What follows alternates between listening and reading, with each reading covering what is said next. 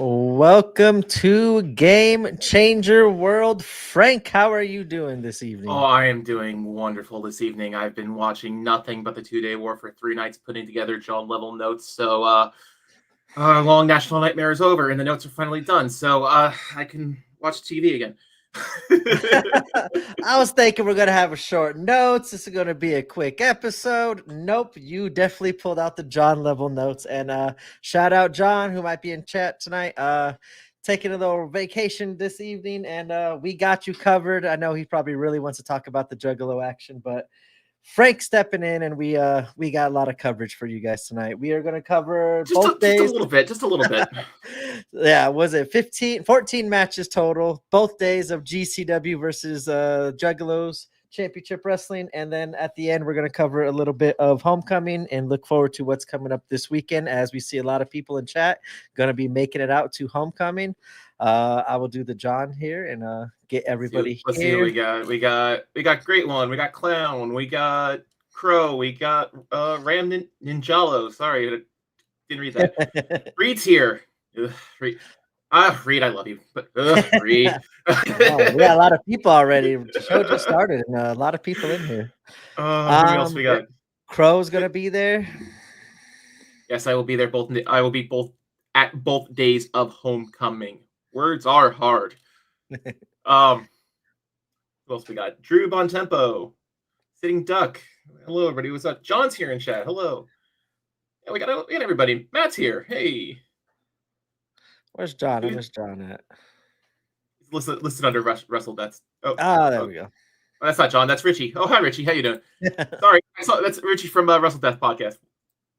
I saw Russell. I thought, oh, that's us. That's gonna be John's burner. No, that's Richie. That's Richie from X-Bread. Hey, what's going on, guys?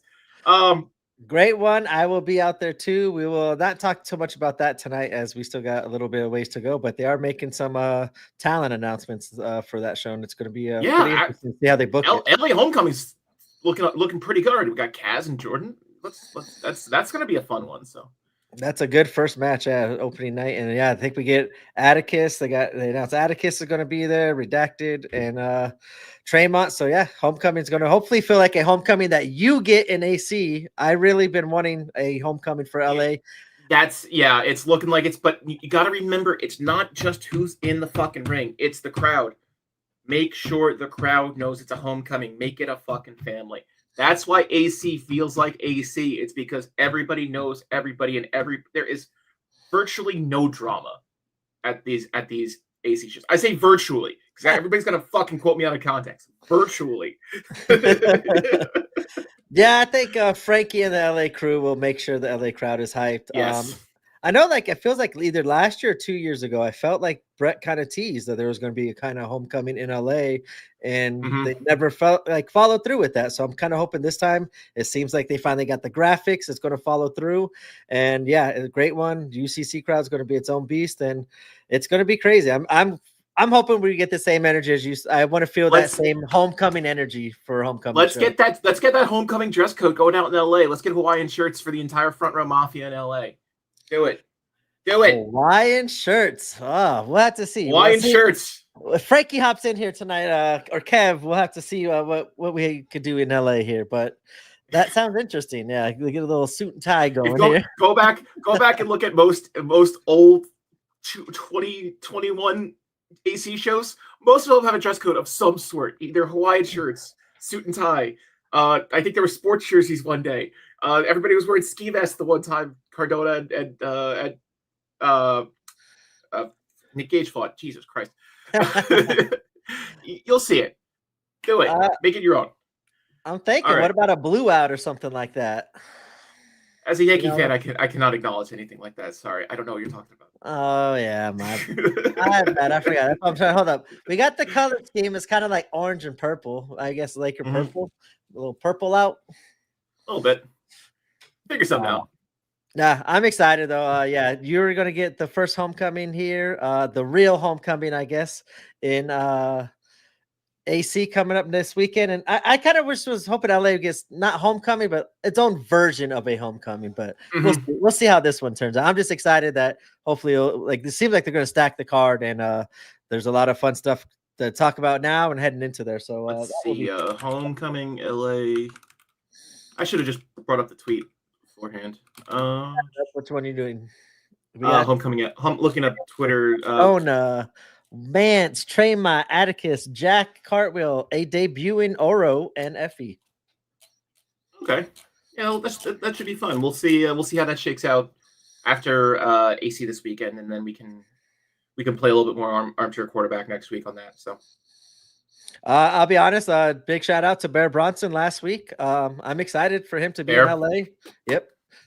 See what he's able to provide in GCW in LA and see how the LA crowd reacts to him. He's got a fucking schedule this week, and he's on that 6-man deathmatch scramble, and then he's got the Bulldozer on Sunday.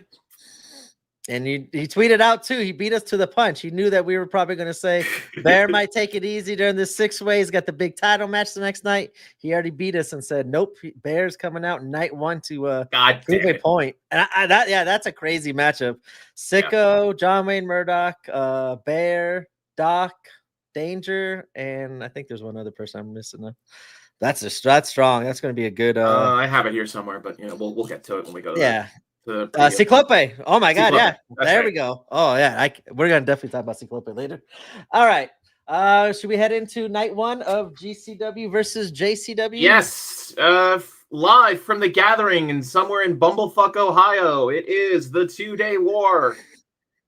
We get a cold open with a little bit of a contract signing / hold harmless indemnity type thing going on between Violent J and Brett, depending on don't say dumb shit. You can't sue us after the fact type stuff. And we said the road to Thornville, Ohio. As I said, Bumblefuck, Ohio. Same thing. Same. Oh, okay. Here we go. You're about to Here we go. Juggalo mad. It's already started. Welcome, Juggalo. We're good. We got there. They already decided to stream on their YouTube channel. Interesting. Yeah. I like the video. Yeah, I gotta like to get into kind of behind the scenes. It felt like an old school kind of WCW vibe. That's what I felt like. It's contract signing. It's much more in the vein of a Fed style sports entertainment fly on the wall kind of thing. That's just not something we have in GCW. It's just the difference in products, which I'll get to later because I kind of wrote up a little bit about this during the Rumble on Sunday, so I'll come back to it. But it's this vibe between GCW is much more grounded in realism, and JCW it's this Saturday morning cartoon, Saturday morning Slam Masters type thing where it's that vibe of early 90s WWF, where it's got the larger than life characters. GCW is much more grounded, but it's like I said, it's just a difference in product. Yeah, we'll definitely hit on that later too, because I have similar things. I know we were kind of talking in the group chat with John too, and we'll definitely hit that point for sure. So we have after this cold open where they do a little bit of a shouting match, your standard contract signing that gets broken up by security because of course the table gets flipped to the contract signing, as you do. Sorry, my desk light is right in my camera line. Got that JCW lighting, right? Gotta get right up in that kind of shit. Sorry. I will production, live product. While you're doing that, I did want to kind of what I was going to hit on later, but production value. I kind of like what JCW did production wise for the whole 2 days of everything they've done, and with Lunacy. I kind of enjoyed how they kind of do the old school 90s. They bring their production looked really good. The crowd sounded really good. There was some spotty stuff going on. There was the whole incident where the first 10 minutes of night 1 was swapped between the 2 language tracks, and there was some other stuff like that. But we'll come back around to that because I have notes about that as well. So we smashed to the intro trailer, which is the same trailer we've been seeing for months with the going down at the Gathering type thing. The only thing about good production was sound. Yeah, the sound was all over the I was going to say, especially like during Attakus, like the entrance. Who else we got? Hey Bill, what's going on? We got Bill. We got a couple more people in chat. We got John. Oh, there's John. John. Who's shit talking about Ohio? Yeah, I am. The person that knows what a coastline looks like. That's who's shit on Ohio. Welcome, John. He's tuned in the show. You're probably talking shit about Welcome, John. So same trailer. It's been the whatever song I couldn't even quote the song yet, even though it's embedded in my brain. And then we get to the set design. I enjoyed the set design. It had this, it had all the camo netting. It, like I said, it was ripped right out of Nitro or WCW pay-per-view circa 93, 94. The giant Halloween Havoc pumpkin would not be out of place in the set design in this vein. It's a lot of the camo netting all over the place. I thought that was a great touch. We had the basketball style scoreboards hanging on all four bases. That was awesome. A inspired touch. I think that really drove home the competition aspect. Yep. That's not something I would have ever thought of. The most I would have thought was like, oh, they would throw a graphic up on the Tron between matches, JCW 4, and you would like emulate a basketball scoreboard on some sort of graphic in between matches. But actually having physical, old school light up scoreboards was a great touch. I like how the graphic too, like after the victory, would pop up JCW victory or GCW victory, and real fast too. That was a big crowd. I was not expecting that kind of big crowd for this show. I didn't know what to expect. First couple of matches, it really thinned out towards the end both nights because this show did start at like what, midnight, 1 a.m. local time. Oh, it did. Wow, I didn't know that. And that's like that's like prime. That's like prime spooky hours, especially when, with all the recreational substances happening at a gathering like that. So, it could have been better, but I know that there was a lot of other stuff going on that pushed the show so late.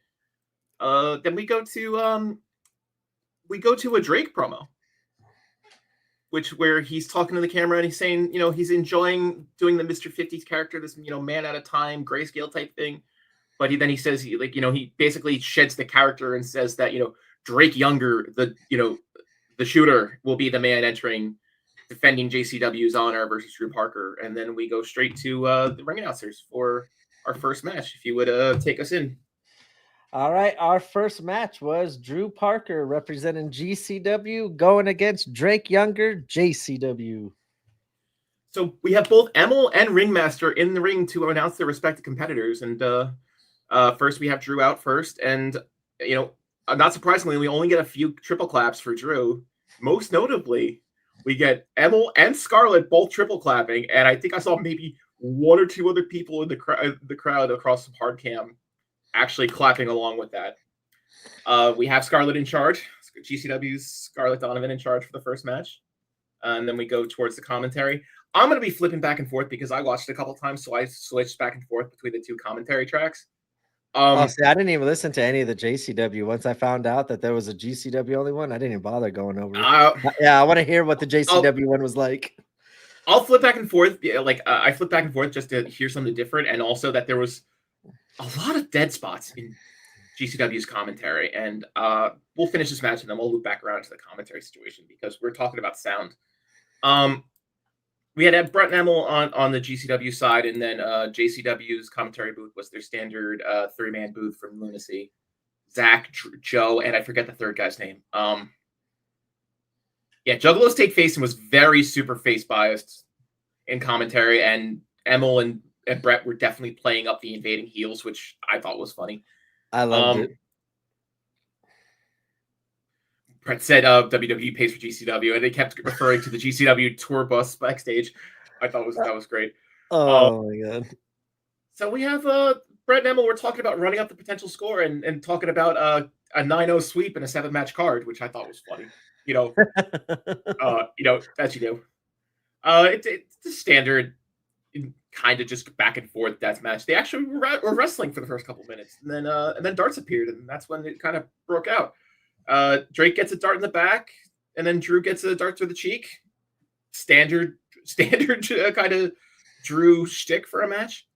Brett was talking about who he can send in for run-ins during the match, and then Drake dips into Redacted's trash cans supply underneath the ring, but then Drew hits a trash can pile driver on Drake instead, and only gets a 2 count.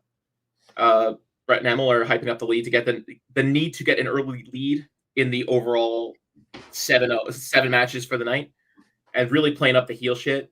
Like I said, the sound, you could hear the crosstalk between, if you were listening close enough, you could hear the JCW commentary on the GCW track and vice versa. And there was just so much crosstalk. I'm assuming just because there were so many mics in play that something was happening with EMF interference or something along that line. Eventually, Drew hits a swanton on a door through Drake. He gets the victory. 1-0 good guys. Yeah, 1-0 good guys. I like 1-0 good guys. Drew Parker wins in 12 minutes. And for an opener, I thought it was pretty good. Yeah, I put it was a strong opening match. I thought it would get a little bit more violent, but I figured with everything else that was going to go on this weekend, there's probably be a little teaser of what's to come. You guys have got to figure out how many not normies. I mean, I'm saying normies at a Gathering of the Juggalos. But people unfamiliar with deathmatch wrestling. So I think that was a good hardcore light death to ease people into that sort of thing to start off with. Yeah, that's what I kind of wrote down. I was kind of wishing to get a little bit more crazy, but overall, yeah, 12 minutes. I thought it was a good match. The crowd throwing stuff into the ring when Drew won, I thought was a nice little touch to kind of, as you said, we're invading their territory. And like I said earlier, the GCW victory graphic at the end was a nice little touch. Okay, El Juggalo says Mark Roberts was the third man in the Juggalo booth. There we go. Yeah, so it's Zach Amico, the big guy, Joe Dombrowski, the guy on the left edge, and then I think Mark is the guy in the middle. Juggalo, I'm not saying, deathmatch wrestling for Juggalo in general, and we're just talking to people who just don't watch wrestling, and they're literally there like, oh, there's pro wrestling at the Gathering? Let's go watch that at 2 a.m. Yep, there we go, Reed. It was, I guess we should talk about it now. The commentary situation. I'm not saying JCW showed GCW up purely by having a full-time booth. The fact that our booth was the part-time heel character owner of the Fed and our double-duty ring announcer is not enough. If we're talking about how we're the better company, and of course all this shit's in kayfabe for whatever. If we're talking about how we're the better company, and there were absolute minutes of dead silence on the GCW stream purely because our two announcers were doing other things related, be it managing the back room or talking about or literally being in the ring and being the ring announcer. Nobody on the commentary where I was flipping back and forth to JCW just to hear noise. It's a disgrace. JCW, we couldn't get Nick Knowledge, we couldn't get Veda, we couldn't get Prazak, we couldn't get anybody.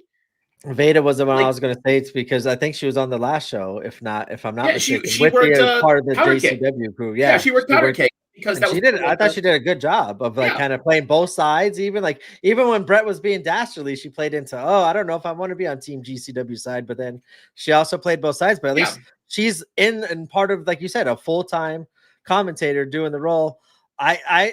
We've been saying this stuff for a while. For we've been wanting an extra person, like an actual solid commentary team, and we think a commentary team adds a lot. There we go. Get Jordan Castle, a constant people that rotate, that know the product and are doing it in and out.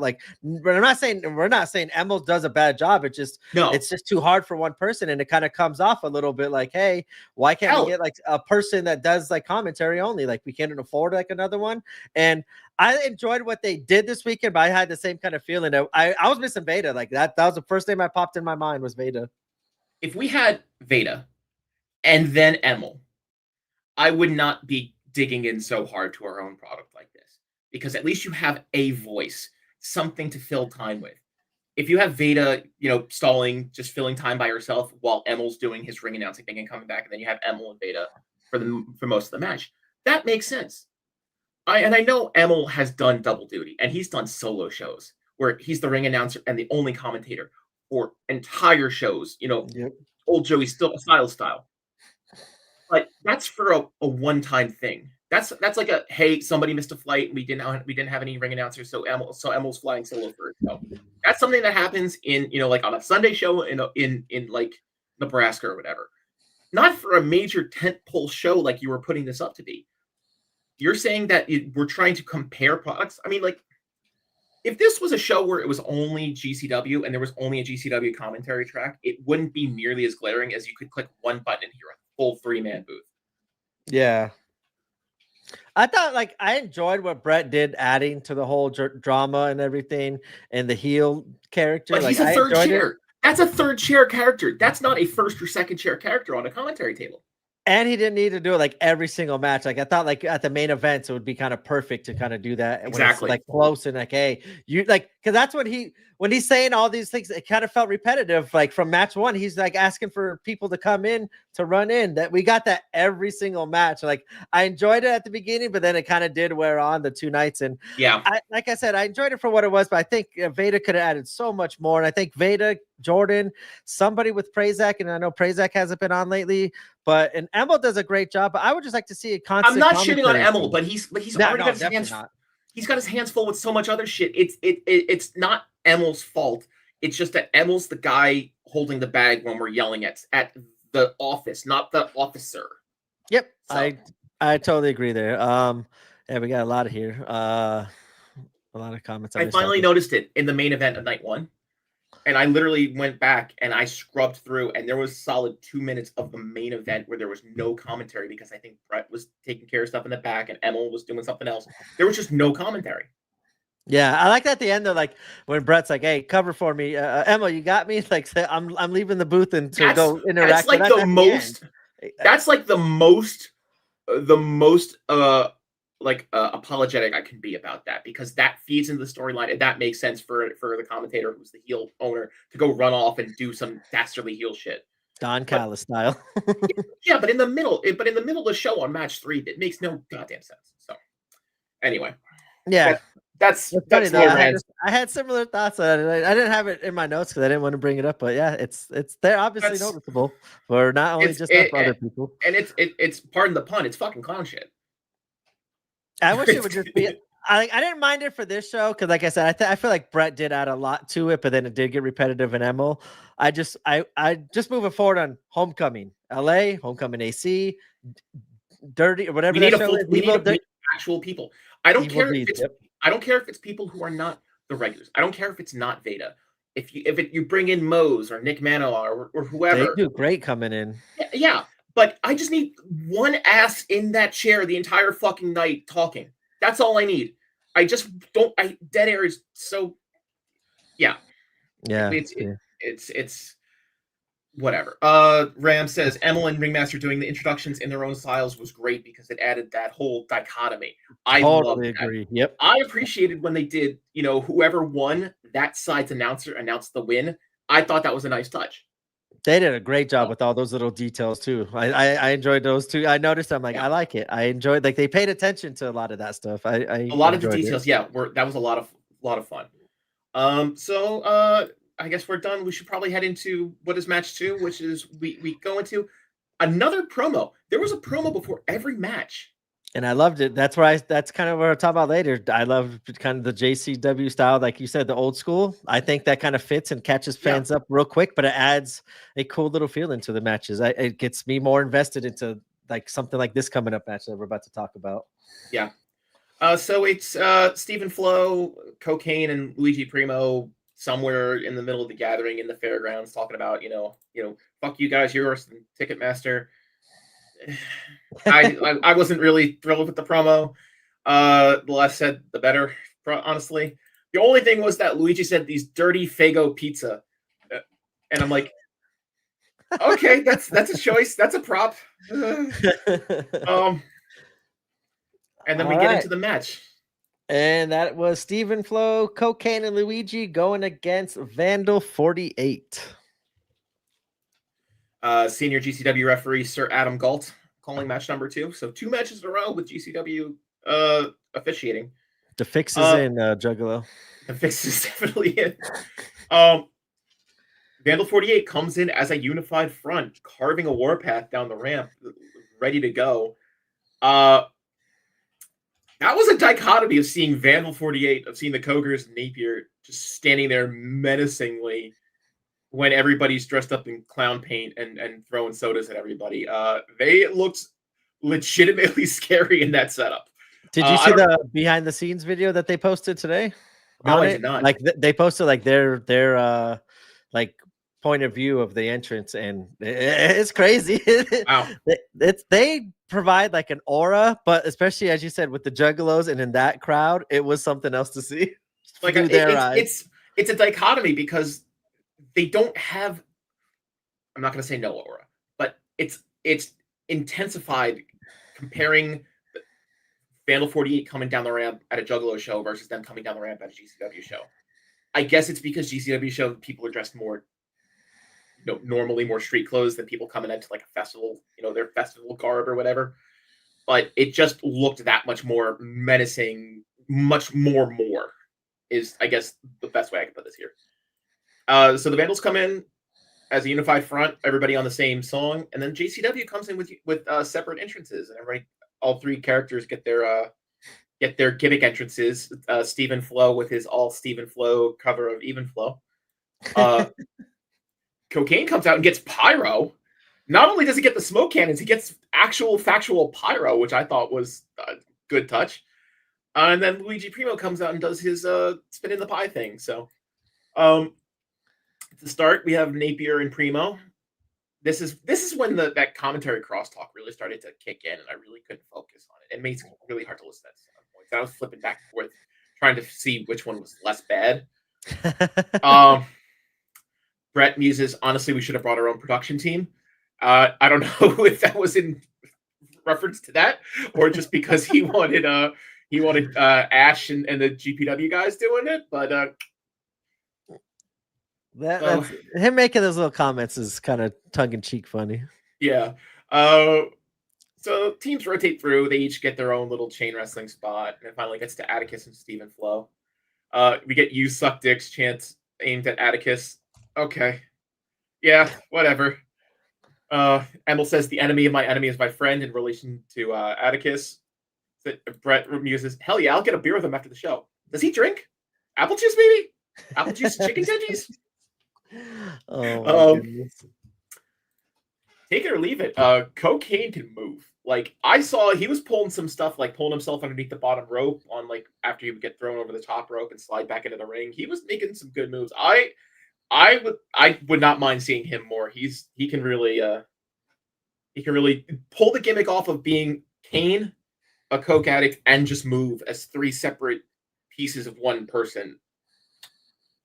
Yeah, this was the best I've seen him in ring. I kind of never connected with it, but in ring, this one I was like, hey, like this was actually pretty good. Yeah. Napier garners "you fucked up" chance for interrupting Cocaine's Hulk up routine with an entire key of coke. Attakus breaks out the skewers, aimed them at Luigi, stuck him in a turnbuckle instead, and eventually catapults Luigi into those skewers. And then Luigi sells it like he almost got a skewer in the eye. He was selling that for a minute. Steven hits a splash on the outside to the Vandal standing outside. And then Steven and Cocaine set up a keyboard door bridge. There's a key joke in there somewhere, I guess. I don't know. Attakus preps a new skewer stack, and then George South, of all people, runs in and steals it. George South? Okay. There were some names I saw throughout the last couple of days. I was like, whoa, I did not expect there were some. George South was one of them. There were some names pulled out. We'll get to them as they come up, because all my notes just basically say George South ? Exclamation. Juggalo George. Cocaine tries to coke slam Attakus and eats the third bundle of skewers. He stumbles and Vandal 48 hits this team powerbomb finish on Cocaine for the win. GCW up 2-0. After the match, Attakus cuts a promo on Nick Nemoth. Crowd gets rowdy. Ziggler runs in with a hoodie on, with his hood up. And then Nemoth says he'll whoop his ass tomorrow. Okay, sure. I don't know if it's just because this whole Juggalo stuff going on, or I've noticed now all like group chats, even like signs are saying like whoop whoop. I'm getting tired of seeing this whoop whoop everywhere. I've had too much of it these last 2 days, and I'm tired of it, Juggalo. Yeah. There's some. There's some other stuff. Like he cut his promo the next day, Nick Nemoth. I'm like, honestly, I was not thrilled with this whole secret weapon side gimmick of the weekend. I know it was just an excuse to bring in bigger names that aren't associated with each one, but I'm like, I was gonna ask, like, has like Nick Nemoth ever like wrestled for JCW before? Like, I don't know. Like, I don't follow JCW, so I thought maybe like he just wrestled once and they just used him, kind of like how we brought in the Great Sasuke for our special weapon. Which yeah, we'll wait for funny. the chat. Can we get the chat to speed up and someone to say, can we get Nick Nemoth's history in JCW? Yeah, I wrote kind of like what I was saying earlier. Vandal 48 has such a commanding presence, and it kind of really shined throughout the entrance. It was a good match to put Vandal 48 in to get over, and it's something I've been asking for as of late since they became a group. I think they need to start building some momentum, so I was happy for them to kind of build that during this match. Nemoth coming out and clearing house, I think, was a perfect setup, and the promo for the next night was good, but the whoop whoop your ass was a little out there, but it fit. I thought it was the one thing I was thinking during this entire match is if that Vandals lose to the literal gimmick character team for JCW, they're dead. Stone cold dead. Yeah. Or it causes like something for them to cause like chaos behind the scenes and in the matches. Like I would kind of like to see that a little bit more, them interfering in other people's matches. They had to win that one just for, their own honor at that point. It's not even a storyline loss. It was like for their own fucking honor, they needed to win that. Then they were making reference to that. Emil and Brett were talking about like, are we really gonna lose to the gimmick guys? And they were talking about no, it's an easy win, blah blah blah. We see Nick Nemoth has wrestled in Devil's Night 2024. Okay, so he does have some history. Everybody that wrestles for JCW has wrestled before. Okay. I guess George South even shows up time to time. Juggalo George, I like it. And after that, we move to a talk show segment, which I thought was a choice, but we get some sort of talk show segment with some French guy named Claude, Galerie du Claude. And he walks out with looks like an art canvas wrapped up in a plastic garbage bag. And it was a good choice to put that in a plastic garbage bag because the drinks were flying during this seg. I loved it. Oh, was that Brian Zane? Brian Zane, okay. Oh, okay. Jeez, there we go. I guess I was too out of my own element to realize that was Brian Zane. Sami Zayn. Sami Zayn. I had to go back and watch that segment again to see if it was Brian Zane or not. Okay, cool. All right. We could be wrong. I'll admit that. So they do this bit where he's I gathered that he's very prophetic with the paintings he brings out during this talk show segment. That would make sense. So he brings out Brett, and Brett uses "Hit 'Em Up" as his entrance theme, which is very on brand for GCW. Reed, yeah, I know Brian Zane is a JCW regular. I just didn't make the connection that Claude was Brian Zane. So yeah, okay. Brett used "Hit 'Em Up" as an entrance music, brings out Tremont with him as a enforcer type person in this, I guess, just to protect himself. And Brett gets pummeled with drinks. Absolutely shellacked with some sodas. A good quote from Brett during this set was, if I see one more set of gigolo tits or one more asshole, GCW is leaving. That's a good way to see some tits or an asshole. I mean, that's all I'm going to say. Wasn't it like perfect timing too? He said if one more beer gets thrown at me, like as he finished that, he gets nailed with it. Nailed, yeah.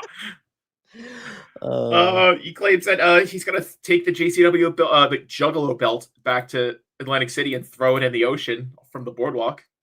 Fun. I enjoyed that. I have to admit, he pulls the entire fucking heel Cardona playbook out when he's talking to show me some respect, the whole 9 yards.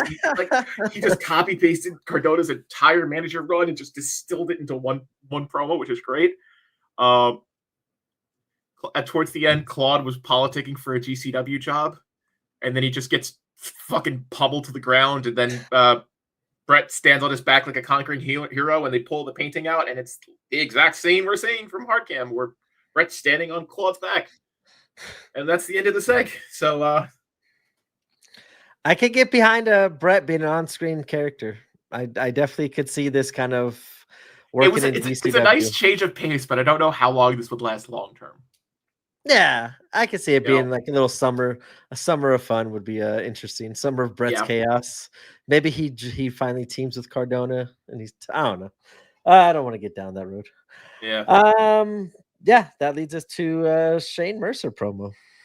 And this is one of those fly on the walls, the camera doesn't exist style promos that we're used to seeing from old SmackDown, old Raw style footage where he's on the phone calling in a favor of some sort. And then we go straight to our next match, which was B, if you would. Bam Sullivan going against Shane Mercer.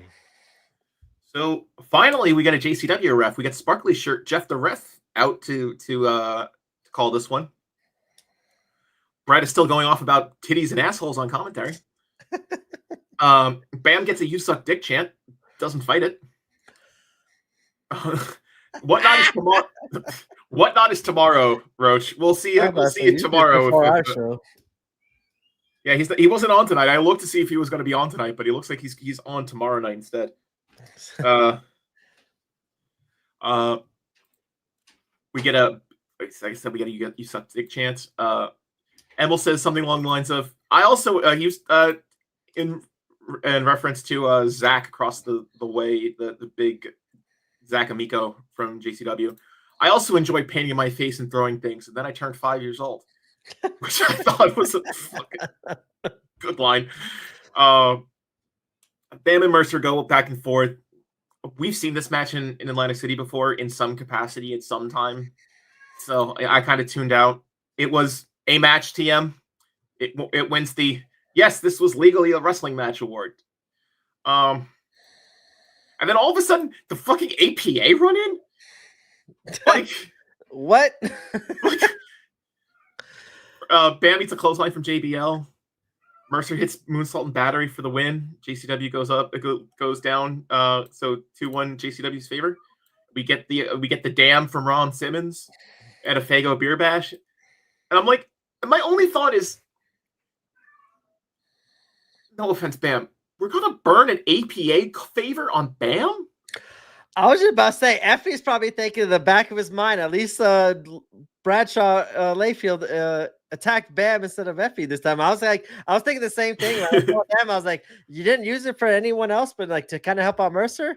But I thought it was a cool moment, just like in general. Like I did not expect to see APA out there, and boom, another surprise for me during the show. Yeah, Ram in chat. I gotta admit, Juggalos chanting "You suck dick" as an insult in 2025 is kind of outdated, especially when it's chanted at wrestlers that are openly gay. Yeah, that's like if you're chanting "You suck dick" at Effie, I'm like, yeah, water's wet. Okay. I mean, Kite, we're not gonna pawn them. You could find them, like he said, off the pier on the boardwalk. Yes, they will be thrown from the Ferris wheel at Steel Pier into the ocean. I did appreciate that Juggalo APA shirt. That was a pretty cool shirt. Yeah, that was pretty cool.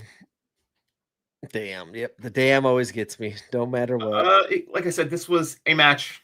It wasn't, like I said, I kind of tuned out because this was nothing I haven't seen before in some capacity at some GCW show in the past. So I'm not, Mercer's been in GCW for forever. Bam's been in GCW for forever now. So this one was something I've seen before. So that's why I kind of tuned out on this one. I wrote, did we ever hear an explanation of why Mercer chose JCW over GCW? I made notes about that. Yeah, he just went mercenary, and I have a line about that in my notes for day 2. So there we go. Okay, answer question. I wrote, yeah, it was just a decent match, and yeah, APA was kind of the star of this match, surprisingly. Yeah, it was literally a vehicle for the APA run-in, so I'm not too worried about it. Great One says, I remember Kevin Blackwood shut down those chants hard at West Coast a year ago. Okay. Yeah, it's the same thing at GCW. We just don't get those chants just because, I don't know. It's just, I guess we're since a more cosmopolitan, more urban, less, country bumpkin fed over in Jersey. We just don't get that kind of shit. We just get more generic, you suck stuff. We don't actually go for the sexuality stuff anymore. I don't know. Maybe Mercer really likes Fago. It was assumed he sold out just for money as a mercenary. Real I think we're on Twitter. Oh, okay. Yeah. Interesting. All right, that led us. Yeah, Reed, you're gonna have to fill me in on in my Twitter DMs on that one. So same. I'm gonna read that. That led us into a Tarzan and Brett promo. So this was another fly on the wall type thing, which is very strange seeing GCW in a fly on the wall style promo. I'm just gonna say that. Basically, Brett's saying to Tarzan, "Hey, you haven't been booked for a while. Why don't you come join us?" He throws him a GCW T-shirt and he fights for GCW on the next match.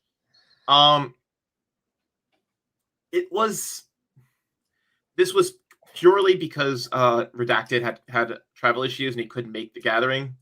I'm gonna peel back the curtain a little bit here and say I've seen Tarzan's at every Atlantic City show. He's always hanging out somewhere. So I mean, he's not unknown to anybody at GCW. He's on a couple JCW shows, Jersey Championship shows from time to time. So he's not entirely unknown to us out on the coast. So we have Brett, Big M stealing your spot. Go ahead. All right, next match was Tarzan Duran going against Mosh Pit Mike. So we have JCW's George Ross officiating this one. And it's Brett rightfully complains about JCW's bias officiating on commentary, which I thought was funny. As I said, this one was originally Redacted versus Mike. And but Doc had travel issues, which I thought was funny. It was going to be a doctor versus a dentist. I didn't even think about that. Dr. Mike Yankum. Mosh Pit Mike Yankum DDS. Tarzan starts off with the good old Sabu chair toss. Immediately goes for the butcher knife. Mike's gushing less than a minute into this match. Mike somehow wrangles a dentist bib onto Tarzan and carves up his forehead with dental tools. Almost uses a railroad spike. Then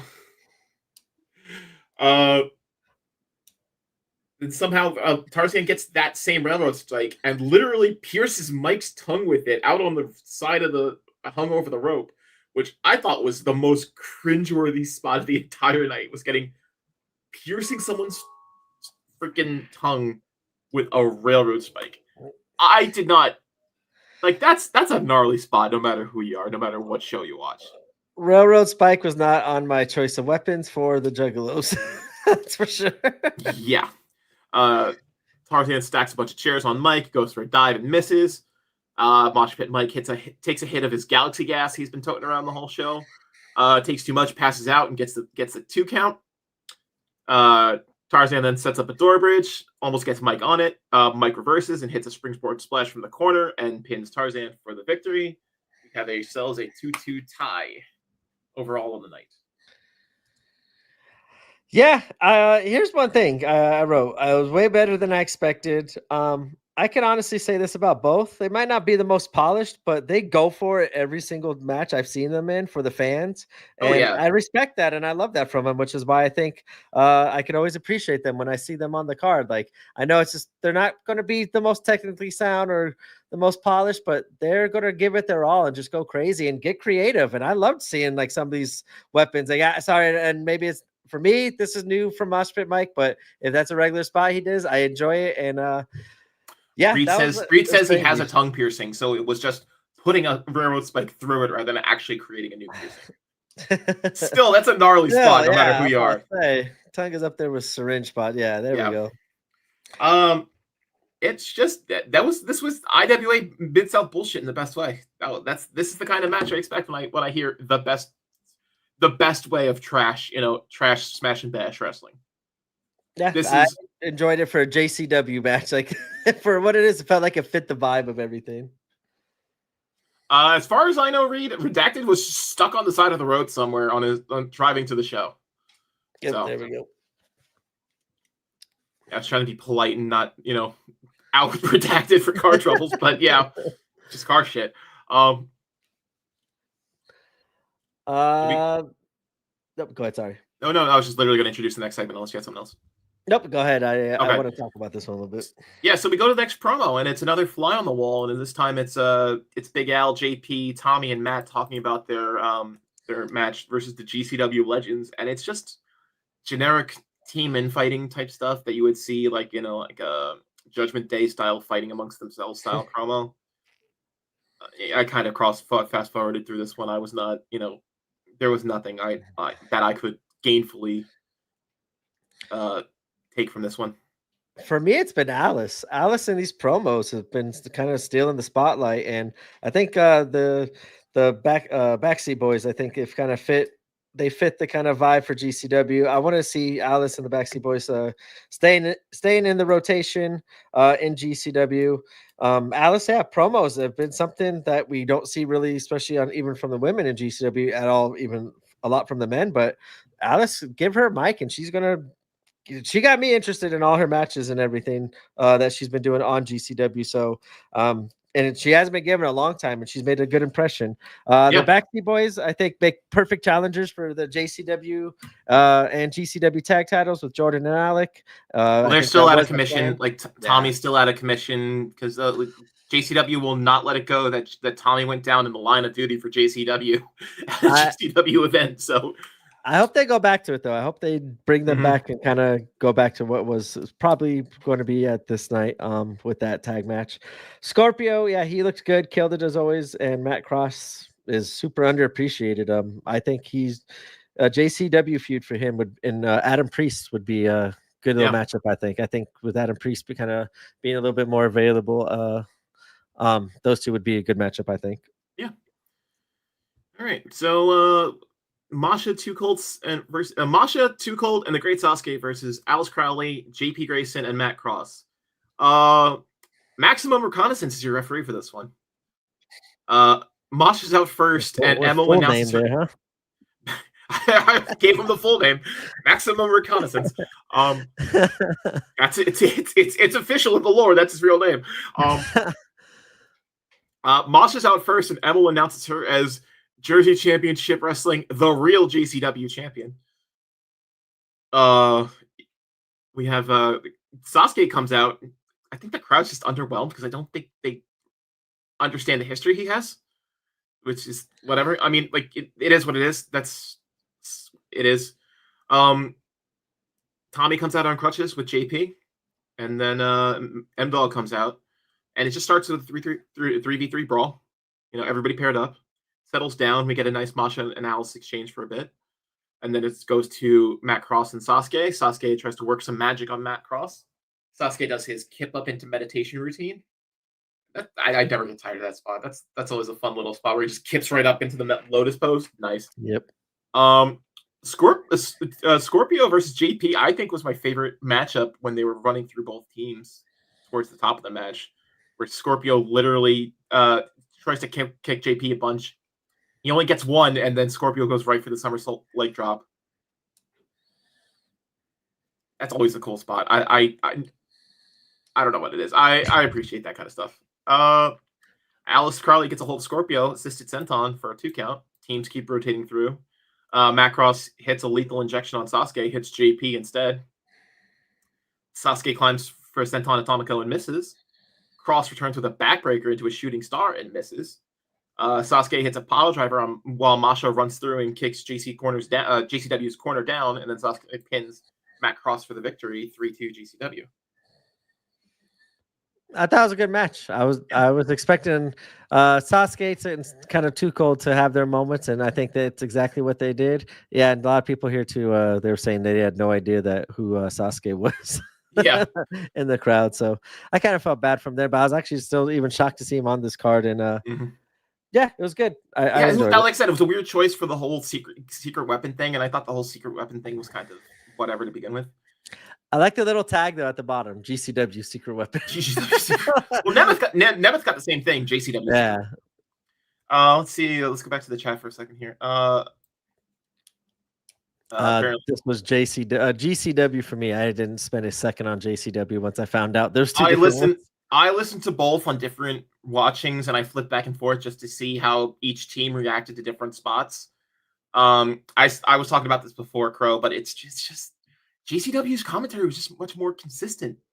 I mean, I'm used to hearing Brett and Emil argue about absolutely nothing and argue about what regional food is better in whatever town they're in. But GCW just had a better commentary team. It's that's all I had to say about it.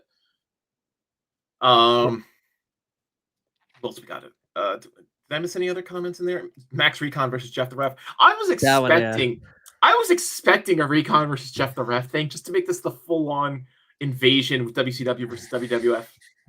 Oh well. Nick Patrick against who's the other one? Was it Hebner versus Nick Patrick? Oh, I don't think it was Hebner. I think it was Hebner. Yeah, it was Hebner and Patrick. Really? Oh my goodness. I think I got to check. I think it was Hebner. I'm thinking of the other referee in WCW. I can't remember him. Yeah, it was Hebner versus Patrick. It's because Charlie Robinson was a WCW ref at the time, and he was with Nick Patrick. Oh, gotcha. Yeah. But now Little H is the most senior WWE ref, so he's still going. Oh my goodness. That led us into. Oh, sorry. If we done with the. No, go ahead, please. You two really need to attend the Gathering next year. Yeah. Next match. Next we got a Joey Janella promo. Joey just talking straight up to the camera. Joey shitting on Too Tough for not aligning with GCW. I'm taking care of Too Tough once and for all. Fuck you and fuck every juggalo and juggalette here. Have a good night. Hope you enjoy. Perfect Joey line. Fuck you. Fuck your family. Fuck your face. Good night. Have a good one. I'm gonna enjoy my lobster. Yeah. When we roll right into Janella versus Too Tough.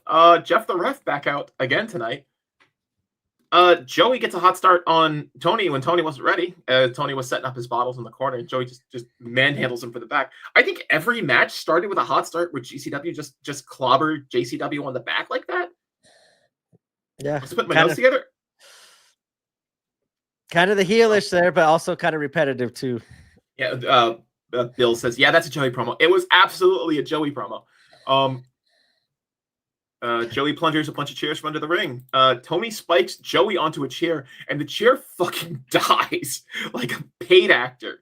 The chair just collapses perfectly, and even Janella said the same thing on Twitter. It's like, that chair was a paid actor.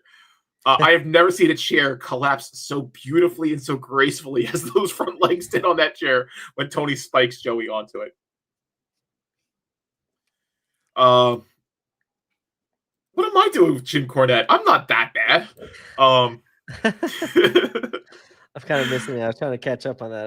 I think I missed something. Oh, no, it's the last one. We have Joey hits a Death Valley driver on the apron. Tony gets laid out ringside, and Joey sets up more chairs and a door. We get a door bridge set up. It looks like it's half the broken door from the Mike and Tarzan match, because as soon as Joey sets up on that table, the table just falls apart. Joey goes for the suplex and then gets landed on that same door. And as Joey's just gracefully laying down on the door bridge, the door just snaps in half. Tony says, fuck it. Still goes for the lion salt on the corner. Gets a 2 count. We get another door bridge. Tony goes for a superplex. Joey gets the sunset flip reversal for a 2 count. We get a door chunk duel.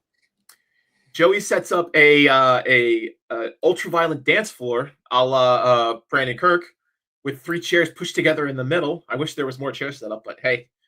Tony superplexes Joey through the chairs. And then we get some holy shit chants. I think that was the first time we got holy shit chants. Did we get some in the Mike versus Tarzan match? Maybe, yeah, but like the spike spot probably. Maybe, yeah. Both men pop back up, exchanging rights in the middle.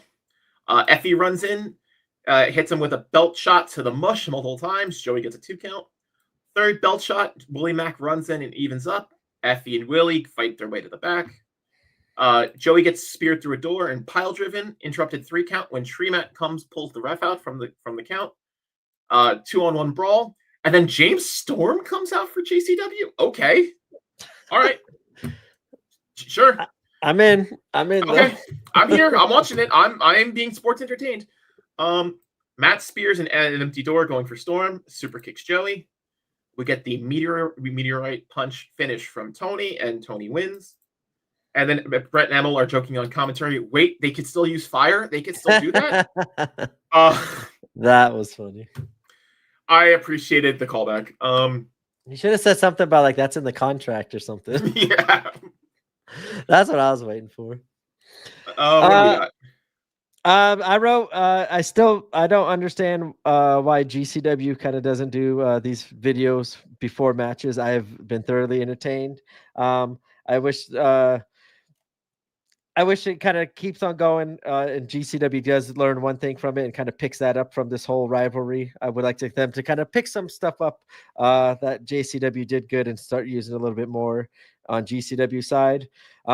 This was a crazy match. Yeah, it was just all over the place. It was just way too many people. But for me, it was James Storm. What? Like George South? That caught my eye. I am a big James Storm fan.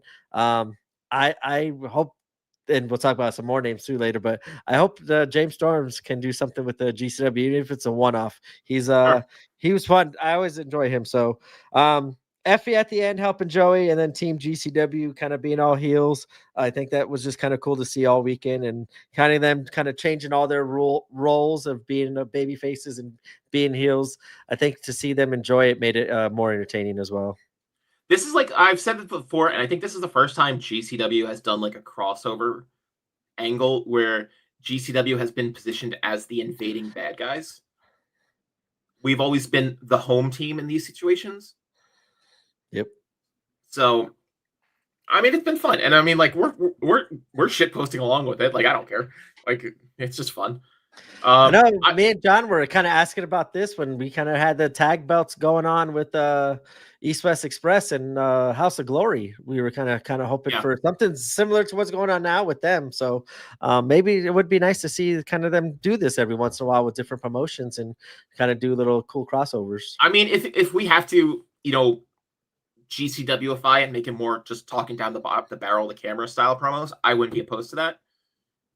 But give us something. I mean, 10, you have cameras, you have Ash and GoPro right there.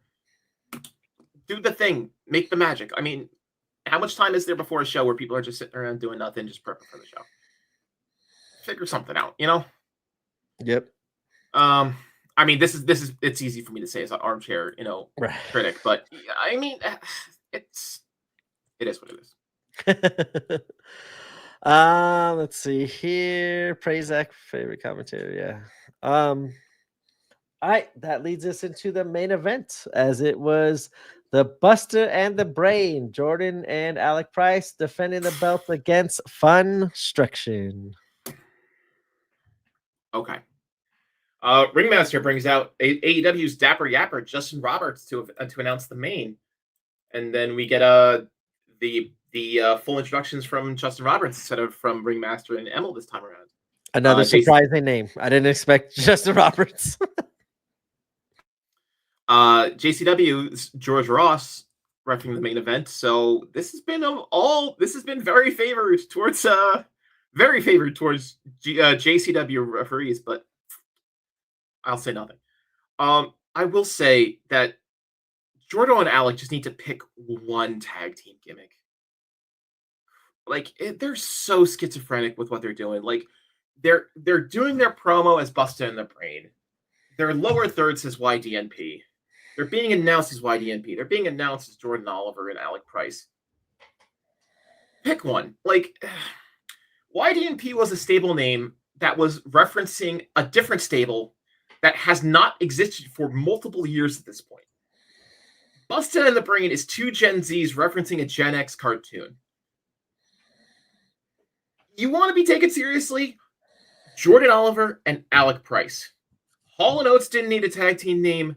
You guys don't need a tag team name either. The cutesy tag team names, it's just not doing anything for me. Busta and the Brain didn't connect to me. I like it. Like, I don't know. I don't know. We can't go from Jordan being young, dumb, and broke to now being the Brain and Busta and the Brain. I'm sorry. Like, that's my little thing. Big brain moment. Big brain moment. They kind of like had like a little promo, or they kind of like acknowledge something like, oh, like he dropped the dumb and now he's a brain. Like, I would like to see some further explanation of something, but I can agree with what Ram said and what you said. Is it Young, Dumb, and Price, or is it Busta the Brain? Like, I still get confused now. We finally got the name, and now I'm confused on which one to use. And they don't know either because they're switching back and forth depending on which way the wind's blowing. I mean, I'll give Jordan credit because he's trying stuff, but he's trying too much at one time, and he's changing 3 things at a time. When something's not working, he's changing 3 more things, and it's we don't know who we're getting match to match. I mean, like literally strip it back all down, just beat Jordan Oliver and Alec Price, and just run with that. Everybody doesn't need a QT tag team name.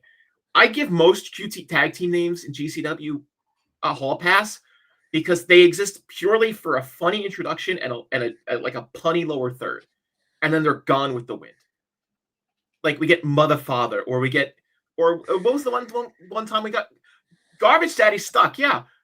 We got Mike Jackson, Nick Wayne. It was Young, Dumb, Broke, middle-aged, old, Nile, crazy. Yes, that's the one I was. That's what I was going. It's like young, dumb, middle-aged, comfortably retired with a pension, whatever, you know. That was like the best one. That's a joke that exists in the moment. People laugh, and it's gone.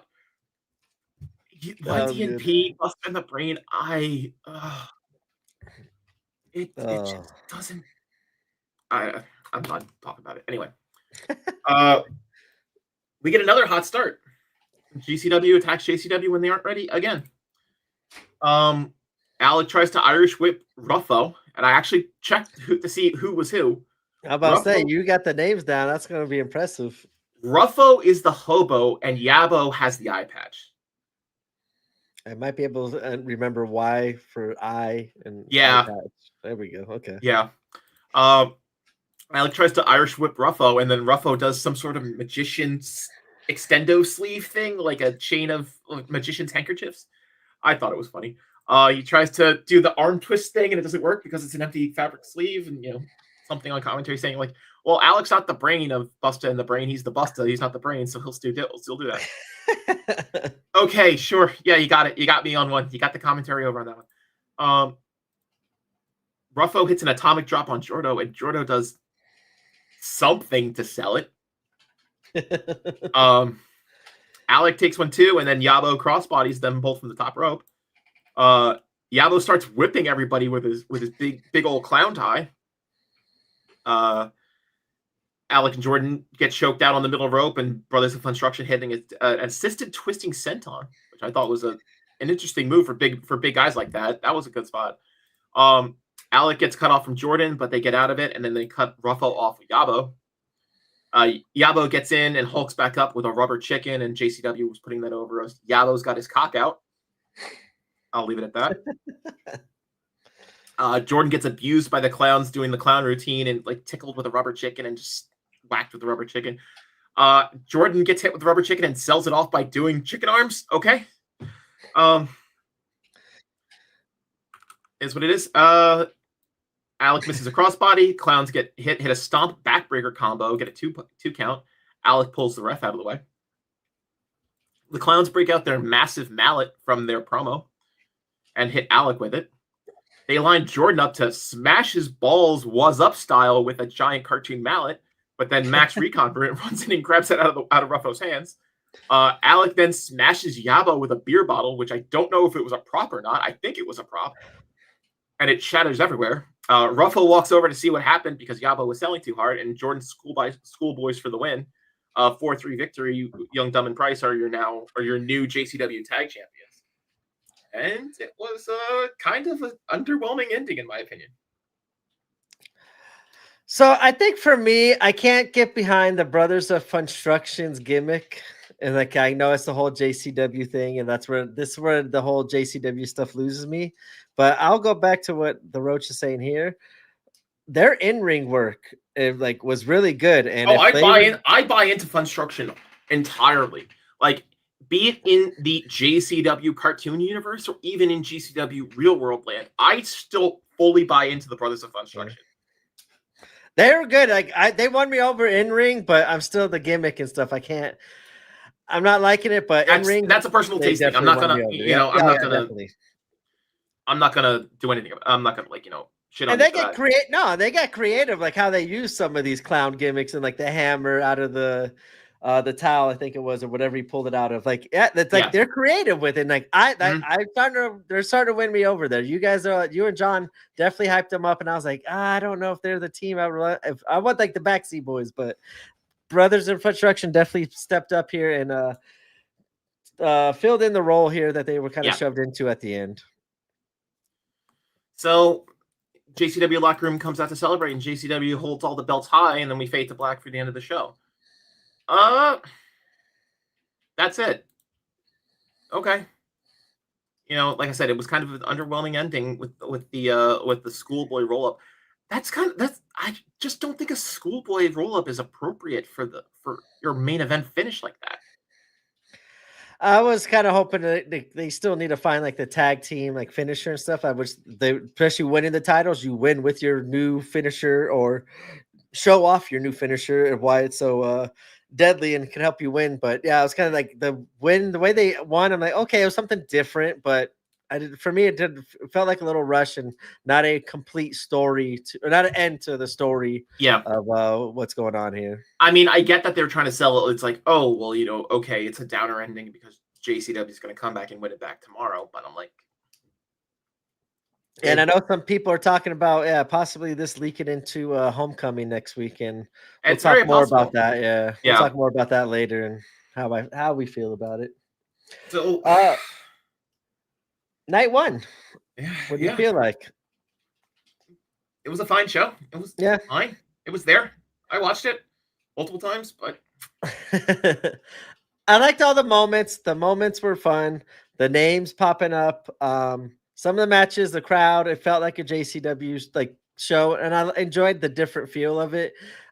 In ring, I always expect more in ring, so I was kind of not expecting too much here. But for what I got, story wise, production wise, the promos, the videos, like emotions into each match, and why I should be invested in watching it, I praised it night one, and I was actually kind of looking forward to night two after seeing how night one turned out. Yeah. See what else we got. Anybody over? Don't you like clowns? Don't you make you laugh? Aren't they fucking funny? Says Bill Bruno. Kite. They hit their wish. Sorry, Kite. Sorry. Juggalo says this was their WrestleMania XL moment. I'm like, okay. Yeah, okay. It was Roach. It was super tough to stay up late and watch this show live all the way through. I was talking, I think on night two, I texted who did I text? I texted Nick Manoa. I said it was literally me, Nick Manoa, and Tripping Balls were the only three people tweeting about this show live on Friday night. So John says I feel JCW put their best foot forward throughout the whole year. I'm like, yeah. I guess it's just a matter of different. It's just the feel of the two companies. I don't think they mesh as well as people thought they would mesh. I like this idea. Didn't even think about that. I don't want this whole invasion stuff either. Homecoming. I know I said earlier we'll talk about it later, but I would prefer this. I didn't even think about it. If Evil D's is in Detroit, that's in what, September, I think? That's like the first or second week of September. I think like the 13th or something. I wouldn't mind it continuing there. It makes sense, and I'm fine with it. But definitely, I don't want Homecoming any JCW involvement. I actually later want to see some more GCW involvement still going into the show. Mm-hmm. All right, so we move on to night two. Yeah. So we start day two with a promo from Attakus and Nick Nemoth. Both of them. Nemoth was a very rah-rah, like, I'm going to defend JCW's honor type promo. And then Koger does his same, promo from the void he always does. It says, Jay, do you remember how you fucked me over? I bet on myself. And that was kind of the vibe of his promo. All this, burn down the bridges except the one you're building yourself type stuff, yada, yada. They were both promos.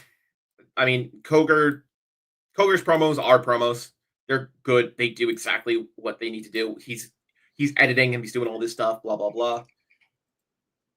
I wrote down, I think he said in all the points and doing a great job invoking emotion and attachment to the matches and the videos. Like a lot of people were praising him this weekend too. I don't think Nemoth did as well of a job on his. No, I think he kind of just mailed it in. It's a JCW show, and it was another show in another town. Yeah, exactly. I'm happy even to see him wrestle, even against Attakus. And we'll get later putting Attakus over. I was even shocked about. So for what whatever he did do, I could appreciate it. Didn't feel like it, because if the result in this match would have been a little bit different, I would not be as happy. But I could appreciate what he did. I'm at the gathering. Ringmaster, yeah, that was my next line I was gonna do.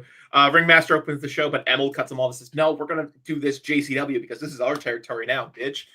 And then he hits him with the "I'm at the gathering."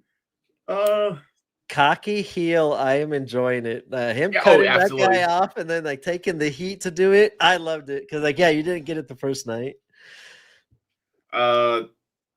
Like I said, I've said before, it's like, honestly, I didn't care for the secret weapon BS from each camp. It just kind of muddied the waters on who was aligned to each team. And I'm like, all right, sure, yeah, whatever. JCW George Ross officiating this first one on night 2.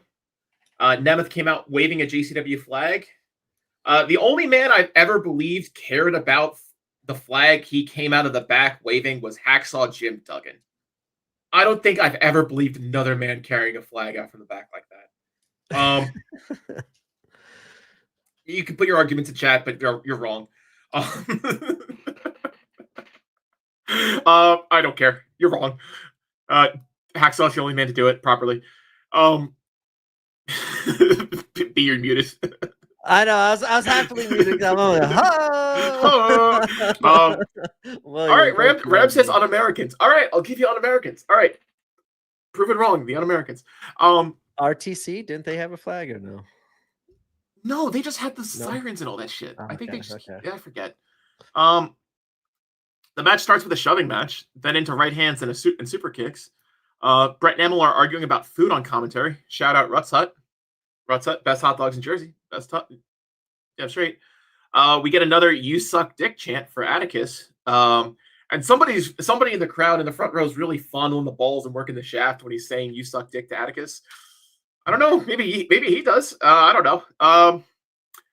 Brett says on commentary, Attakus doesn't suck dick. Not that there's anything wrong with that. It's just factually inaccurate. That's a line to be saying on commentary in the year 2025. Somebody in chat was talking about that before. It's like, yeah, whatever. Nothing really to write home about for most of the match until Attakus pulls the skewers out and they land in a turnbuckle again. Nick Nemoth drops a shit ton of elbows onto Attakus and only gets a 2 count for it. Skewer bundle number 2 comes out, gets super kicked out of his hand, and then Attakus eats a zigzag for 2. Nemoth starts tuning up the band in the corner for the super kick, misses, and then gets catapulted into bundle number 1 that was planted into that same turnbuckle. Still in pain, Attakus hits Ziggler with a brain hemorrhage for the win, and GCW goes up 1-0.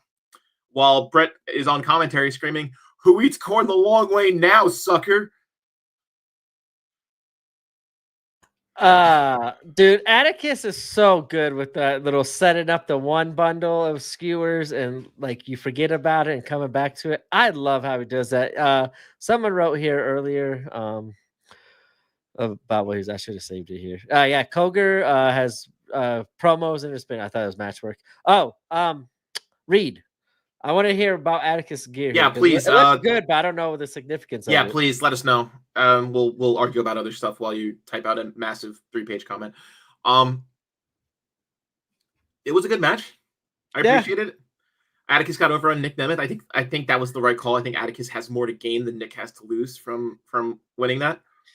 And still, I was shocked about it, though, because the way they've been booking Attakus and everything else, and this JCW and Nick Nemoth being a name, I actually for sure thought Nemoth was losing. So I kind of jumped up when he won. Yeah. I was like, wow, that's surprising. Yeah, and same thing about how Nemoth was calling him Attakus Cougar the night before. I'm like, okay, yeah. Matt Brown, no one ever talks about the Peking duck at Ruts. Ruts has Peking duck? Pardon? So is that okay? Hold on. All right, let me get to my notes first, real fast. I want to come. Yeah, then we'll come back to Reed. Let him finish his thought. Yeah, I thought it was a strong matchup. Just a name value alone for me, this was probably the matchup I was really looking forward to of this weekend. Attakus looked really good in ring, and I was happily surprised to see him pick up the win. Him and Vandal 48 needed that momentum, and I think a big victory over a name like Nick Nemoth is a good start for Attakus. Now I just hope the rest of Vandal 48 could start getting some momentum as well to start pushing that how bad and how scared we should be of Vandal 48. I kind of want to see them kind of do it like an NWO, like just start like ruining shit and pissing Brett off, and maybe we get a heel Brett. Who knows? All right, yeah, snitching, and his pants were in the Joker. What I want when I want.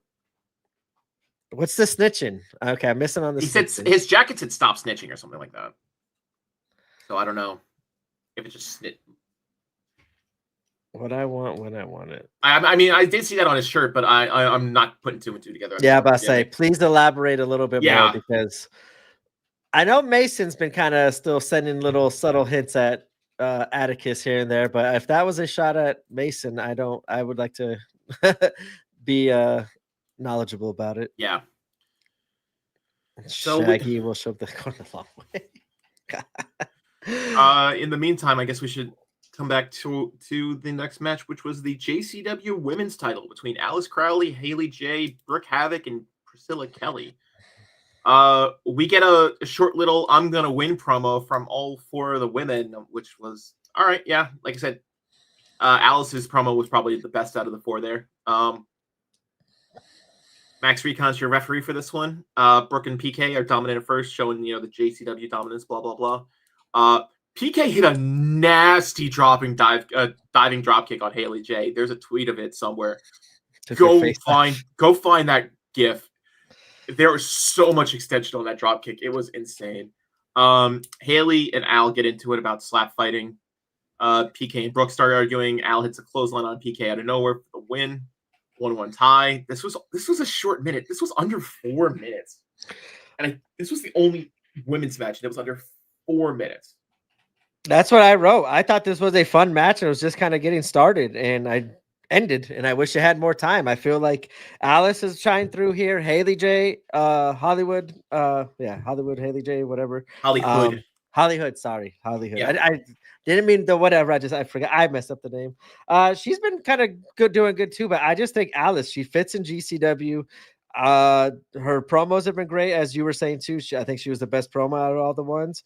She just feels like it's natural, and it's like not the raw kind of like stuff you see on TV. It's just like authentic Alice, and she just I think her rawness fits in GCW. I just wish this one had more time, but it was getting fun, and all four women killed it. And outfits great. Outfits at GCW, but the lore master in me says I think there's something going on with the whole 440 blue and yellow thing, that I think that's why they're keeping her out, or the fact that she is JCW women's champ right now. I mean, I won't say no to bringing more people into GCW, but I think that's got to be some of the reasons why. Yeah, I don't know. I know they kind of wanted to keep the Vandal 48 as like the whole blood thing and everything, so I don't know if that possibly. Roach says Al was wearing Vandal colors, but that could that's whatever. I think Al and Napier were both 440 blue. Yeah. So I think that might just be old gear rather than current gear. That's what I was thinking too, right there. So I mean, I'm like more of a don't read into it. This was the gear I had on hand, rather than like this is a new statement. But of course, I should always think that something means something when it comes to the Cogers. So you never know what to believe on that. Vandal the GCW. Vandal the GCW bloodline. Well done, William. I appreciate that one. Comment of the nights. Go to William. Throw up the ones, everybody. One to the chat. One to the chat, boys. Do it. Let me get 48 to the chat. Oh my goodness. Like I said, there was nothing to talk about this match because it was over before it started. Yep. I unfortunately agree. Next, we have for the JCW American Championship, Caleb Conley defending against our secret weapon, the Great Sasuke. Mr. Kennedy is your ring announcer for this match. Jeff the Ref from JCW is back out. Eventually, Mr. Kennedy joins Brett on the GCW table. Sasuke does the kip up meditation bit again. Brett is yelling about slow counts again because I think he's just running out of stuff to say. He's talking about how many buttholes he's seen this weekend to Mr. Kennedy while Great Sasuke is wrestling. It's a pretty good back and forth match, but then Caleb smashes Sasuke with the JCW American belt for the win, and it goes 2-1 JCW.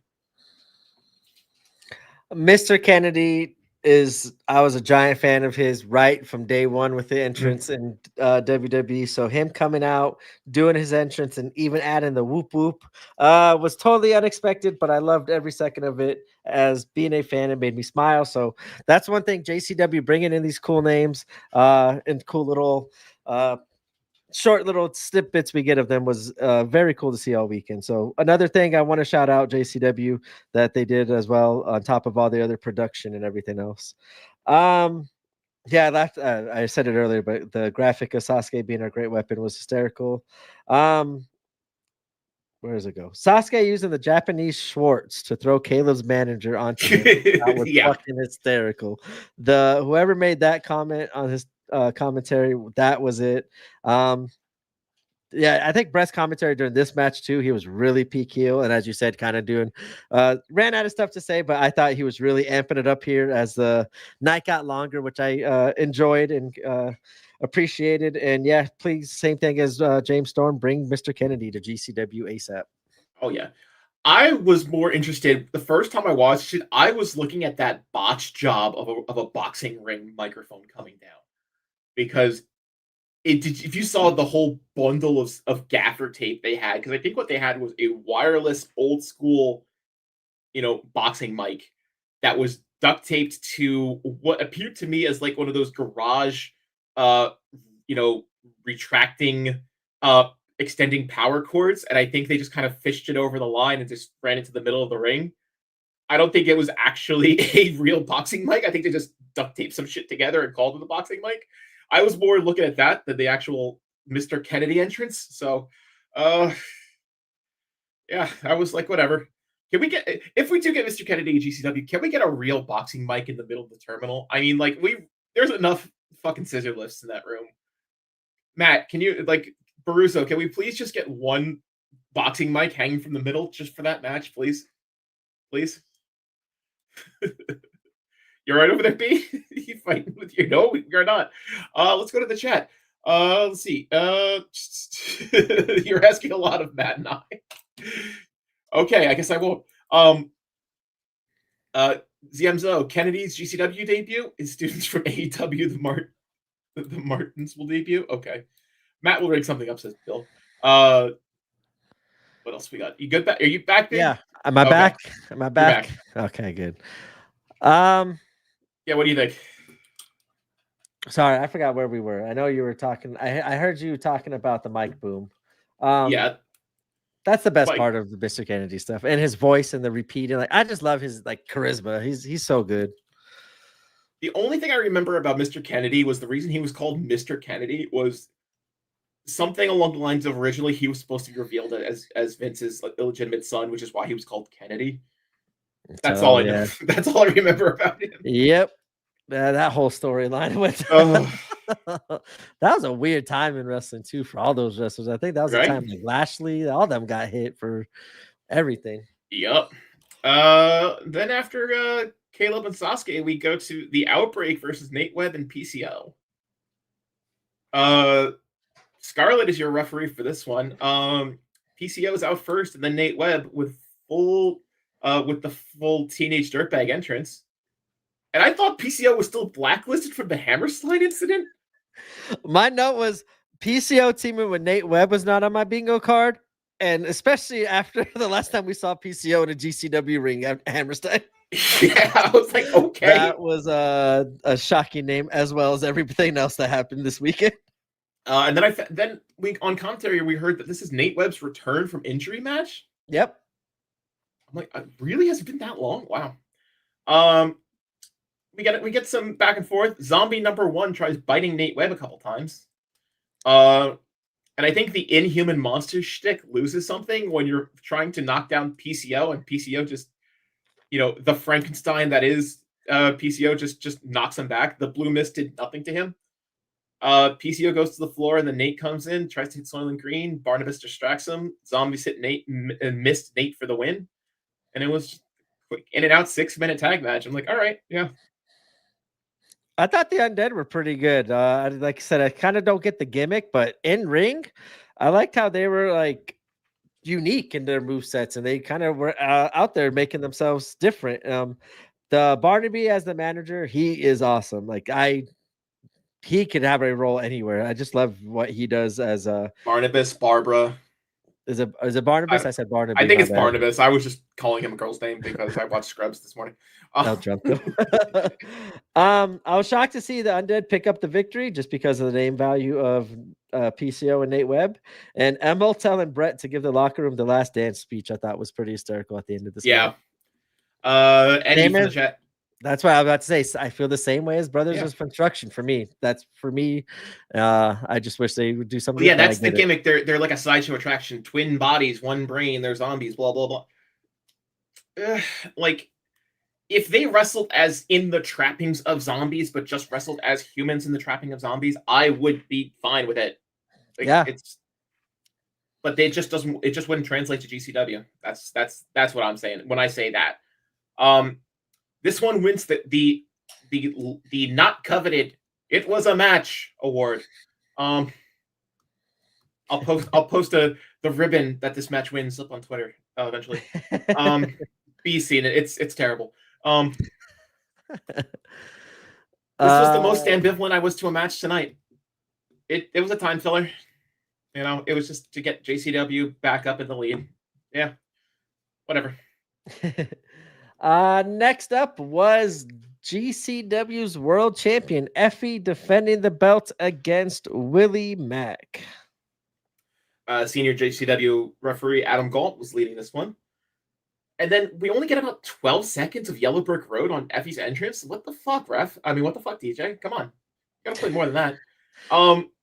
We didn't even get to sway once during that entrance. What the fuck? We get the bell ring. Effie bags Willie Mack with his pink leather jacket. Willie hits a cannonball for 2. Effie was selling the knee a lot during this match. I don't know if he was selling it or if he was actually hurt from the knee still on this one. They go back and forth. Fat fuck barrel boy Mitch Page interferes. Okay, that's a callback. I was told by Nick Manoa this was the only reason he was still up at 2:00 on Friday night watching for Fat fuck barrel boy, and I just enjoy saying that phrase. Let's say it together, class. Fat fuck barrel boy. Thank you. Why can't we do our long-lived GCWs like that? Sean's gonna be so good. Fast fuck barrel boy. I'm the opposite. I almost turned it off after that moment. I don't know. For me, as you said, just the match and everything, for me, this was the closest I was like kind of hating the show. I love Willie Mack. I wanted to see more of Effie. If Effie's hurt and that's his creative way to go about a short match and kind of get Effie to lose, whatever for JCW, but for me, it didn't click, obviously, for JCW fans. And obviously you, since you know the callback. For me, I didn't get it. I didn't understand it. And it just didn't make sense. I didn't know the callback until I was literally texting Nick Manoa in the morning, how we were all it was me tripping balls and Nick Manoa were all tweeting about the show. And I DM'd Nick Manoa. It's like, we're the only people up at this fucking hour. And he says, "Oh, I'm just waiting for Mitch Page." It's like, oh, okay, that's why. For me, that was the only thing that ruined it. But oh well, the show's not specific. Yeah, we get he interferes, tries to hit Effie with his jacket, but then Effie reverses, hits Willie with the jacket. Effie pins for 3, and then JCW's up 3-2. Like, again, it was another whatever ending. This was only a 5-minute match. And I guess we could hit on a little bit the Effie injury, Effie picking up the loss in a 5-minute match. Think Effie maybe... No, Effie wins. Oh, Effie won?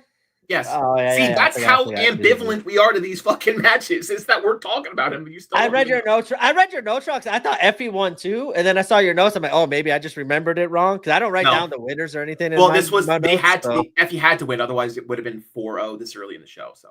Okay, so never mind then. But I just wondered, you think maybe it plays into his homecoming title defense against KJ? You think KJ goes right after the knee, right? I would love to see KJ attack the knee right away, just go into a Ric Flair early style match and shut the GCW crowd up. They're going to be amped, and then you shut them up with some chain wrestling. I think that's going to be good. All right. Can you go back and pull Ram's comment up? That's a weird take. Yep. That's a weird take because GCW has gimmicks like Dr. Redacted, PCO, Beastman, and y'all even do the Invisible Stand thing. Well, okay, let's break this down. Redacted was not a GCW character when he became the Doctor. He's just a crazy fucker who's dressed as a doctor. The Dr. Redacted thing comes from a different gimmick when he was in a different fed. He's just a guy dressed as a doctor now. That's hold up, man. He helped me with my back pain one time. He's got some doctor. Who else is listed there? PCO. PCO's been PCO for God knows how long. That's just his gimmick now. I'm not gonna call that, a weirdo, Fed specific gimmick. Beastman, same thing. He's just a crazy guy. Yeah, he just does that. I'm gonna get yelled at by Beastman again. Here it comes. I'm waiting for it. And then the Invisible Stand. The Invisible Stand thing is the only thing I'll give you out of that entire stack. But to be fair, Invisible Man versus Invisible Stand is the only wrestling match that I've ever seen be written about in a college dissertation. Just based on a college paper was written about how much the crowd is a Greek chorus in wrestling when you take the wrestlers out. It's only the referee and the fans. I've never seen any other scholarly paper about the effect of fans on a pro wrestling match beyond that. So, I mean, I'll take it. I'll take it or leave it. Let's see what else did Ram get back to me on that. No, he didn't. Okay. No. Reed here. Effie already mentioned KJ might beat him because of his knee on Twitch. Interesting fact. If KJ gets to the ring. Yeah, that's another issue. Yeah, GCW has done comedy stuff and they've dialed it back. Well, they've also done shows like The Wombat. They do stuff like Clusterfuck doesn't count because it's 2:00 in the morning at WrestleMania weekend. Nobody cares. We're talking about mainstream Friday night, 8:00 p.m. pay-per-views when we're talking about this kind of stuff. Ram, I will say here, I'll take the denial part here because you're right. What you just said was right. We have the Beastman. We got PCO every once. Well, hopefully, maybe not anymore. I don't know. Not hopefully, but maybe not anymore. My point was more ownership of the gimmick is the actor rather than ownership of the gimmick is the fed. Correct, because you could get anybody to kind of do the undead, or what are they? Who even does the wreath? That's literally a costume. That's going back to old Chikara days where 13 different people would play a character over the course of a season. Yep. So I mean, I'm talking about more along the lines of this is the person, this is who you get when you hire this person wholesale to some random, backwater fed. We're not saying Dr. Redacted doesn't exist outside of GCW in Scrubs. No, he's in Scrubs everywhere. That was the main point I was. Gotcha. Yep. Nope. But you're talking about the Outbreak wrestled out of character in Memphis. You're talking about that character only exists within the confines of GCW. Yeah. I got you now. So, next up was the 20-person battle royale. Would you like to list the entrants on this one? All right, we have Alec Price, Bam Sullivan, Christian Napier, Cocaine, Drew Parker, George South, Jeffrey John, Jordan Oliver, JP Gratian, Congo Khan, Luigi Primo, Mosh Pit Mike, Mr. Happy, Otis Kogar, Shane Mercer, Sunny Kiss, Superhuman, Tarzan Duran, and The Wraith. And Joey Janella. Joey Janella, my bad. And JCW mentioned something on commentary, the stark contrast in JCW colorful characters versus GCW all in black. Something along the lines of GCW has no personality and charisma. Okay. What's that? Zach says anything that entertains me. Zach Amica would be entertained by a set of jingly boo-boo keys.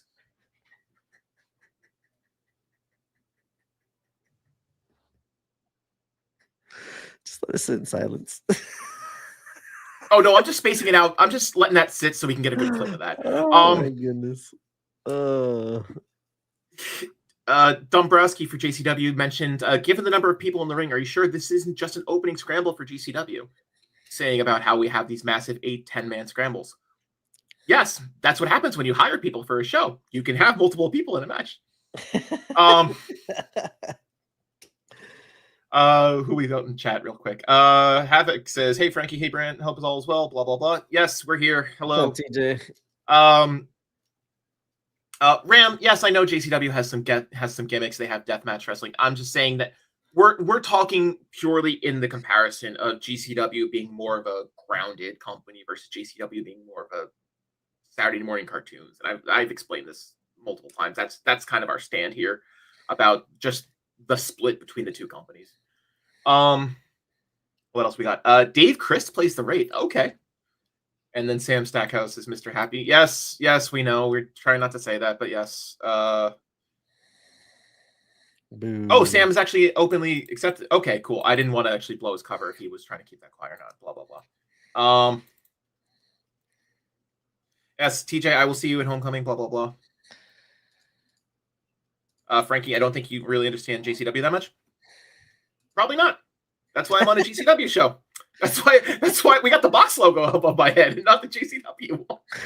I'm about to say I don't understand JCW at all. I just kind of hopped into it a little bit during this whole stuff going on.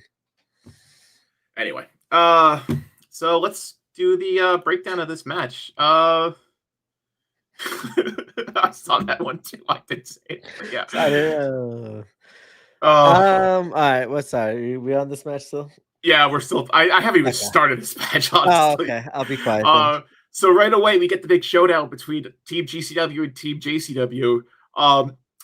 Tarzan and Duran just get shit fucked right away, just throwing them out immediately, which I thought was pretty funny. George South goes on a bit of a heater, but he gets tossed soon after that. Cocaine rips open a bag and coke slams Drew Parker. Vandals hit a backstabber on Cocaine, and he gets tossed. Jockey Mike rides Christian Napier like a horse, puts a rubber horse mask on Napier, and then hits him with a riding crop. Congo Kong takes on the Vandals, Young, Dumb, and Price, and Joey. Napier and Jordan show themselves out, and Alec gets tossed. And then Congo versus Otis. Otis gets sent out. And then Sonny Kiss enters for JCW. Joey and Sonny try and make up with a hug, trying to say, hey, everything's cool, blah, blah, blah. Sonny pulls off the JCW shirt to reveal a box logo GCW shirt. Sonny and Joey then attack the Wraith. And then we get Jeffrey John versus Mercer and Kong. And it goes about as well as you expect it to go. I'm sorry, I saw Reed's comment. And when Kong and Mercer throw Jeffrey John around the ring, I thought that was the spot of the night or spot of the match for me, man. Yeah. Then this is what I was talking about before. JCW commentary on Mercer. The mercenary for hire. He's JCW through and through. Yeah, okay, buddy. You literally just said you hired him, but he's sure on your team. Good looks. Good looks, bud. I'm sorry. Just pull Reed's comment up. Can we get you an award for Joey Janella, some kind of ally to the mentally disabled? It's true, but you don't say the quiet part out loud like that, Reed. Fuck. Back to the comment. Back to the match. We get Mercer versus Sonny Kiss. Sonny does some sort of witch's kiss or whatever. What's her name on WWE calls it. And then Sonny takes a ride on Moonsault and Battery. Joey low bridges Mercer. Mercer hangs on to the outside of the rope, and then Congo Kong knocks Mercer off onto the floor. Congo Kong misses a corner splash onto Joey and eliminates himself. Joey celebrates thinking he's the last man in the ring, but then more music plays. It's Superhuman. Fuck. Joey nutshots Superhuman, kicks him while he's down, and then sets up a door bridge. Superhuman hits a stunner, takes his shirt off, and then plops Joey on the door in the corner. Human goes to the top rope, does his Hulk up bit, and then fuck this shit, and drops the elbow through Joey. Then Joey deposits Superhuman now for the real win, and we get a 3-3 tie with Joey winning the Rumble. I thought it was cool. Everyone had a little piece to shine during this match. Sonny Kiss showing up was a big surprise, but also Superhuman showing up after Joey thought he won and having the graphic professional idiot as he fell. As he fell during the entrance, I thought was perfect. Mm-hmm.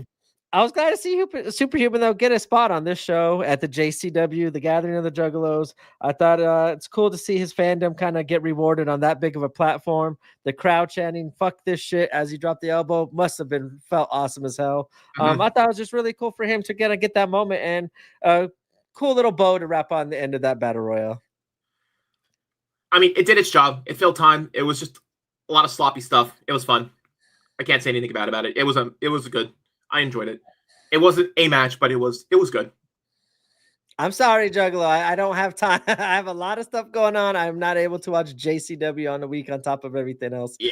But I was, like I said, I've given my praises to them, but I've also admitted my faults on not knowing a lot of this stuff and just kind of learning. And you guys have taught me a lot during this whole thing about them. That's why we listen to the chat sometimes. Sometimes we just don't fucking know. It's like, okay. Yeah, your guys are like, what you guys have provided has been awesome.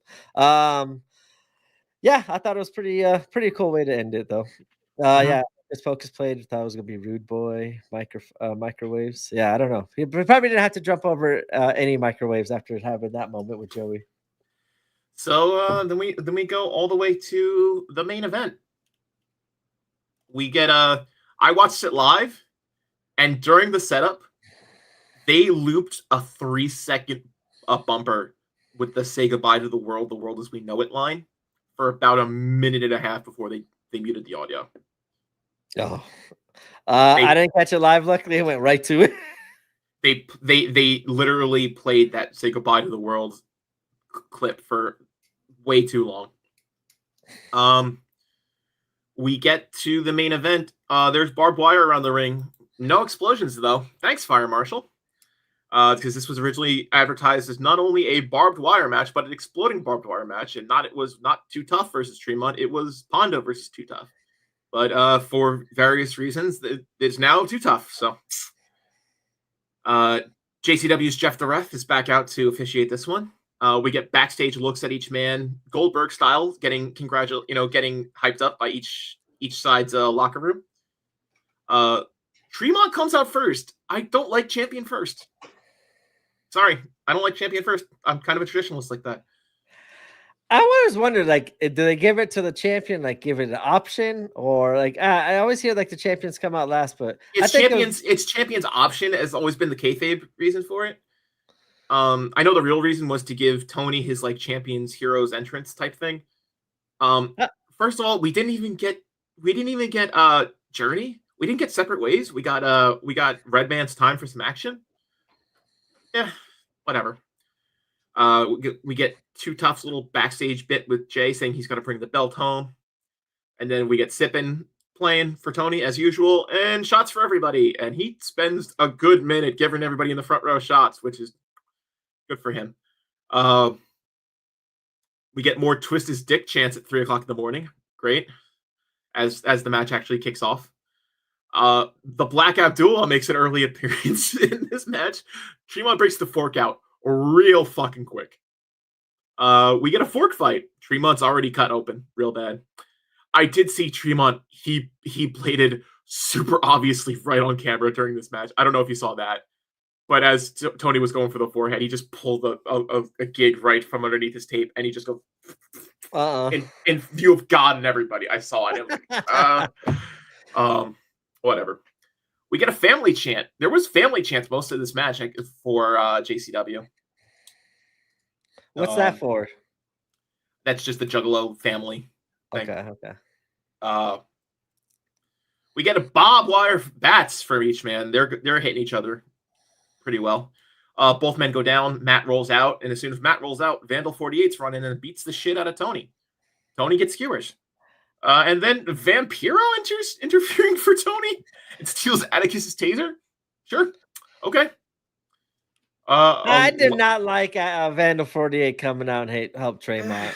I did not like that at all. I was kind of hoping it'd be the opposite. Like maybe they come out to kind of stick it to GCW. Maybe attack everybody kind of thing. Yeah, I was kind of whatever about that too. A ladder now enters the scene. And Tremont's a full Crimson Mask already, as he should be in a death match. Emil and Brett are panicking on commentary. We need a plan B. And then Brett says, I don't have a plan B. I have 4 kids. I've never used plan B in my life. Best line ever, man. That I don't think commentary could beat that forever in GCW. That was the line of it. Brett had a bunch of bangers on this show, I have to admit. We get a barbed wire door set up right next to the ladder. The ladder falls. Both men are fighting on the top of the ladder, and they both get hung up on the barbed wire rope. Top rope bullshit, superplex, and then Tony superplexes Matt into the door.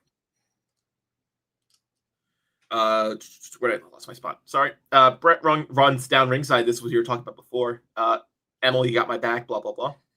He runs down ringside to interfere and tries to stop the meteorite. Gets dragged into the ring for his troubles. Price and Oliver then run in and save Lauderdale from the beat down Too Tough together. Then as Matt covers Too Tough, Price, Oliver, and Brett are all yelling at Jeff to count it. And Jeff the ref has such a sourpuss on his face. It's I've never seen a sadder man in my life than Jeff being told to count that. He gets to 2, says "fuck you," flips everybody off, and then Price just kicks Jeff in the head. He goes down. Brett steals the shiny shirt like he did at Showcase Showdown and tries to count for the 2. As he's going for 3, Violent J's music hits. He gets a kendo stick and he carves a path down to the ringside. Jay gets beat down by Price and Oliver, and then Shaggy 2 Dope comes to save the run-in. So we get run-ins saving run-ins. Yep, that's some WCW style right there. Shaggy 2 Dope saves Jay with a chair. Too Tough goes to the top rope, gets handled a bundle of tubes by Violent J, and splashes down to Tremont. Shades of what happened at the Showcase Showdown, I believe, where Brett hands Tremont a tube in the same style. Yep. Shaggy with the sparkly shirt counts the 3, and Too Tough is your new JCW World Champion. Fuck ton of confetti everywhere, and then the entire JCW locker room empties out to celebrate. And as the night ends, we get this confetti celebration as Too Tough is your new JCW World Champion. I love the WCW ending of it all. It was very overbooked that WCW. shit. Fucking have everybody come out. I've been asking for chaos. I loved it. Bravo. I thought it was a good way to end the night. Are you night. sure Dusty Rhodes didn't book that match? Whoever did deserves a raise. I loved it, man. I thought it was great. It kind of got all the whole 2-day war, everyone involved back in at the end, and kind of show maybe that now that it's tied, that hope it might not be done and over with JCW and GCW. I think the more I've sat and stewed on it, where somebody says let Homecoming beat GCW and then come back to it for Evil Deeds, I think that is the correct call. I think that is the right thing. Let us settle out of it, because we've been on Juggalo for months now, and I think that Juggalo and this build to Gathering has overshadowed Homecoming for the worse. I agree. Very Ricky Run-esque. Yeah. I liked it though. I kind of been asking for more of that. Yeah. So somebody asked earlier, Crow, I think it was you. Let me go back to earlier. Yeah, I think we'll get a GCW versus JCW at War Games. It's possible.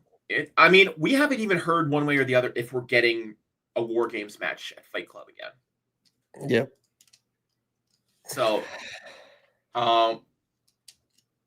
even John says we lack stories going into Homecoming. The only story we have into Homecoming is Effie going to retain again, as he's done for the past God knows how many. And Joey versus Vandal 48 for the 58th time, unfortunately.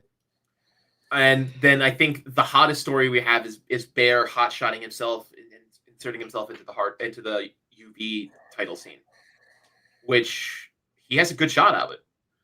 So Vandal 48 versus Team GCW. I like that. Who's the 4th? Who's the 4th? Who's the 5th? They can find somebody to fill in. Cardona. No, just kidding.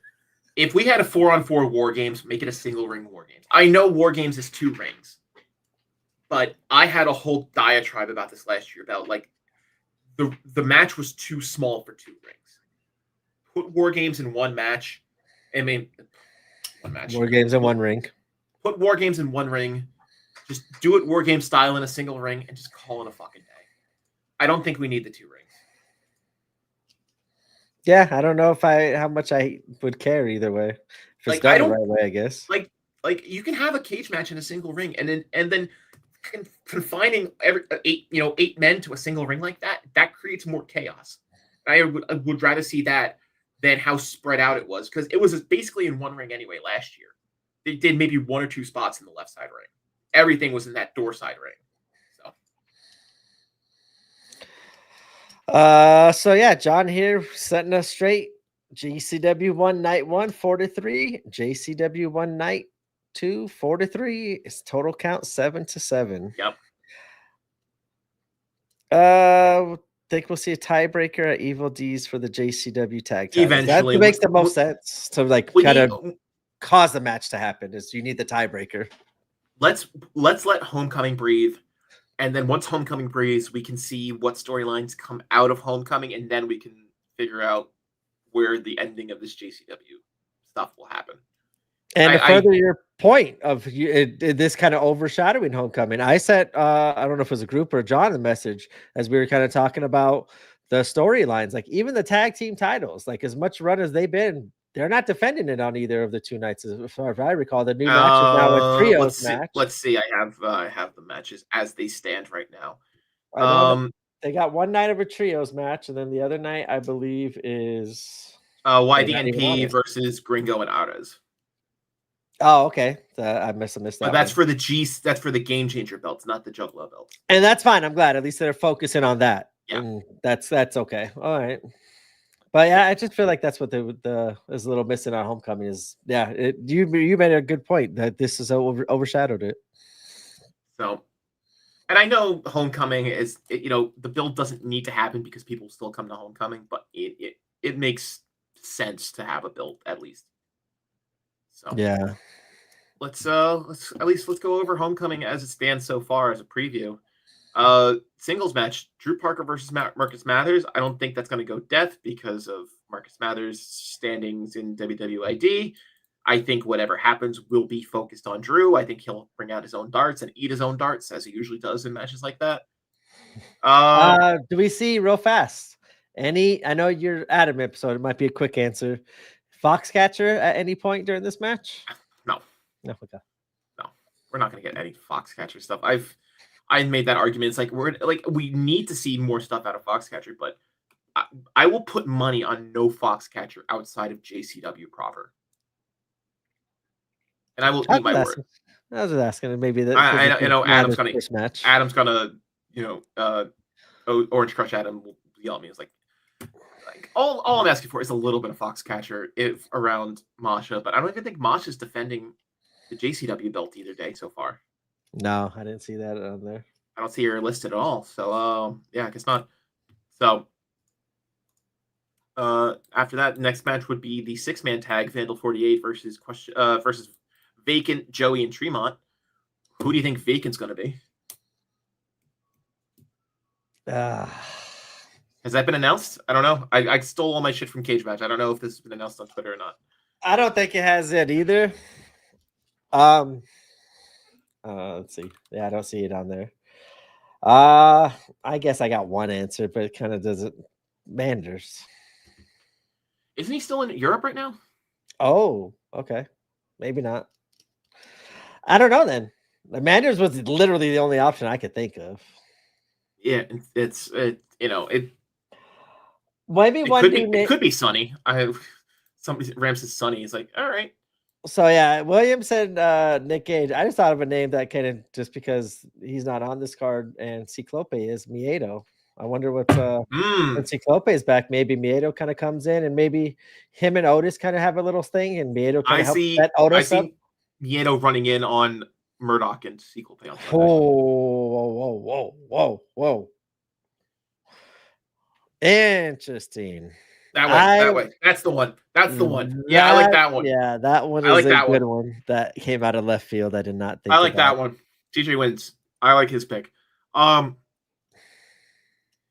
Anything? Yeah, that's.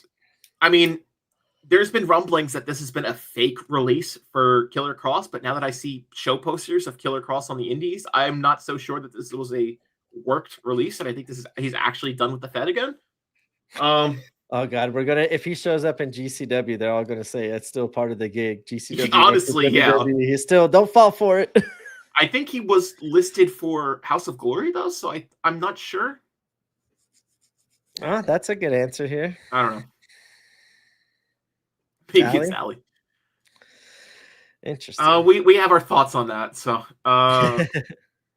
Next would be the 6-way deathmatch scramble: Murdoch, Cyclope, Sullivan, Bear Bronson, Mr. Danger, and Little Sicko.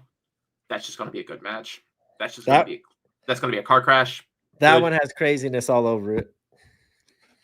Oops, then a rematch of a scratched match from July. It's going to be Ultramantis Black versus Redacted. That's a long time coming. Yeah, and I'm excited for that one. Redacted didn't make it to Gathering of the Juggalos. I think he's going to save that pent-up aggression for Ultramantis. John says cross to GCW for one match makes sense. We are the cool place for wrestlers to get that one match in. Don't let Kev see that. He's going to come yell at us. I love Kev. I want to see Killer Cross. I love Kev. I've been a Killer Cross. I got a picture of him before he even got to NXT. Him out here in Vegas. He's just awesome, and I think he would fit in with GCW and hold the blood sport. Oh, TJ says it is Manders as question mark. I could be wrong then, because like I said, I just stole all this shit from Cage Match before the show started. I'm on the Twitter, and as of right now, it said question mark. So we'll figure it out. Yeah, TJ, if you could send. Yeah, I think it was yesterday. It was originally TJ. It was originally listed as vacant, Matt and Joey. So if it's been corrected, if you could please DM me that on Twitter so I can see that. I would. That'd be Bev. Yeah, I want to see Bev come back. That would be cool. A way to bring Bev back. Yeah, Bev coming against Attakus and Vandal 48. I'm like I said, I'm always very hesitant about that because I don't want to drag this back into 440. Yeah, I just got a picture saying that it is Manders. So okay, yeah, it was Manders then. Cool. Interesting. Thank you, TJ.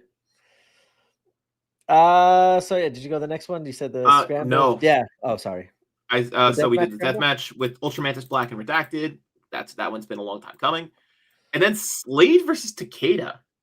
I'm sorry, real fast. Did I miss the scramble death match? Did you say that one? I said it, but I think we were talking about chat. So it's Duke, Cyclope, Bam Sullivan, Bear Bronson, Danger, and Little Sicko. I just want to mention real fast, obviously I'm homerism here. Cyclope being back in GCW after having this time off. I'm excited. Yeah. Like I said, I hope Miedo comes along with it. We kind of talked to John and I think, I don't know if you were on the show or not, Frank, but we talked about how they still kind of have a place here to kind of, especially with this new crop of deathmatch wrestlers, to kind of still put some names over and have some name value in GCW. Yeah. Redacted and Ultramantis. Yep, that's just going to be a good bloodfest. Good. Takeda versus Slade. Everybody, fuck. Quick show. Everybody, go check out the on the YouTube page on GCW. Go check out the opening video here. Me and John do some voice acting for that video. Oh, nice! I didn't know about that. Yeah, that was pretty cool. See, Mom and Dad don't tell me about this shit. I hear when you guys hear in the chat. We couldn't announce it yet. Actually, I thought he sent it to you before. No, he didn't. I didn't see it in the chat. Anyway, whatever. Yeah, it was pretty cool. Slade versus Takeda. When I first saw Takeda, I'm thinking Tremont, John Wayne Murdoch, maybe Dr. Redacted even. Yeah.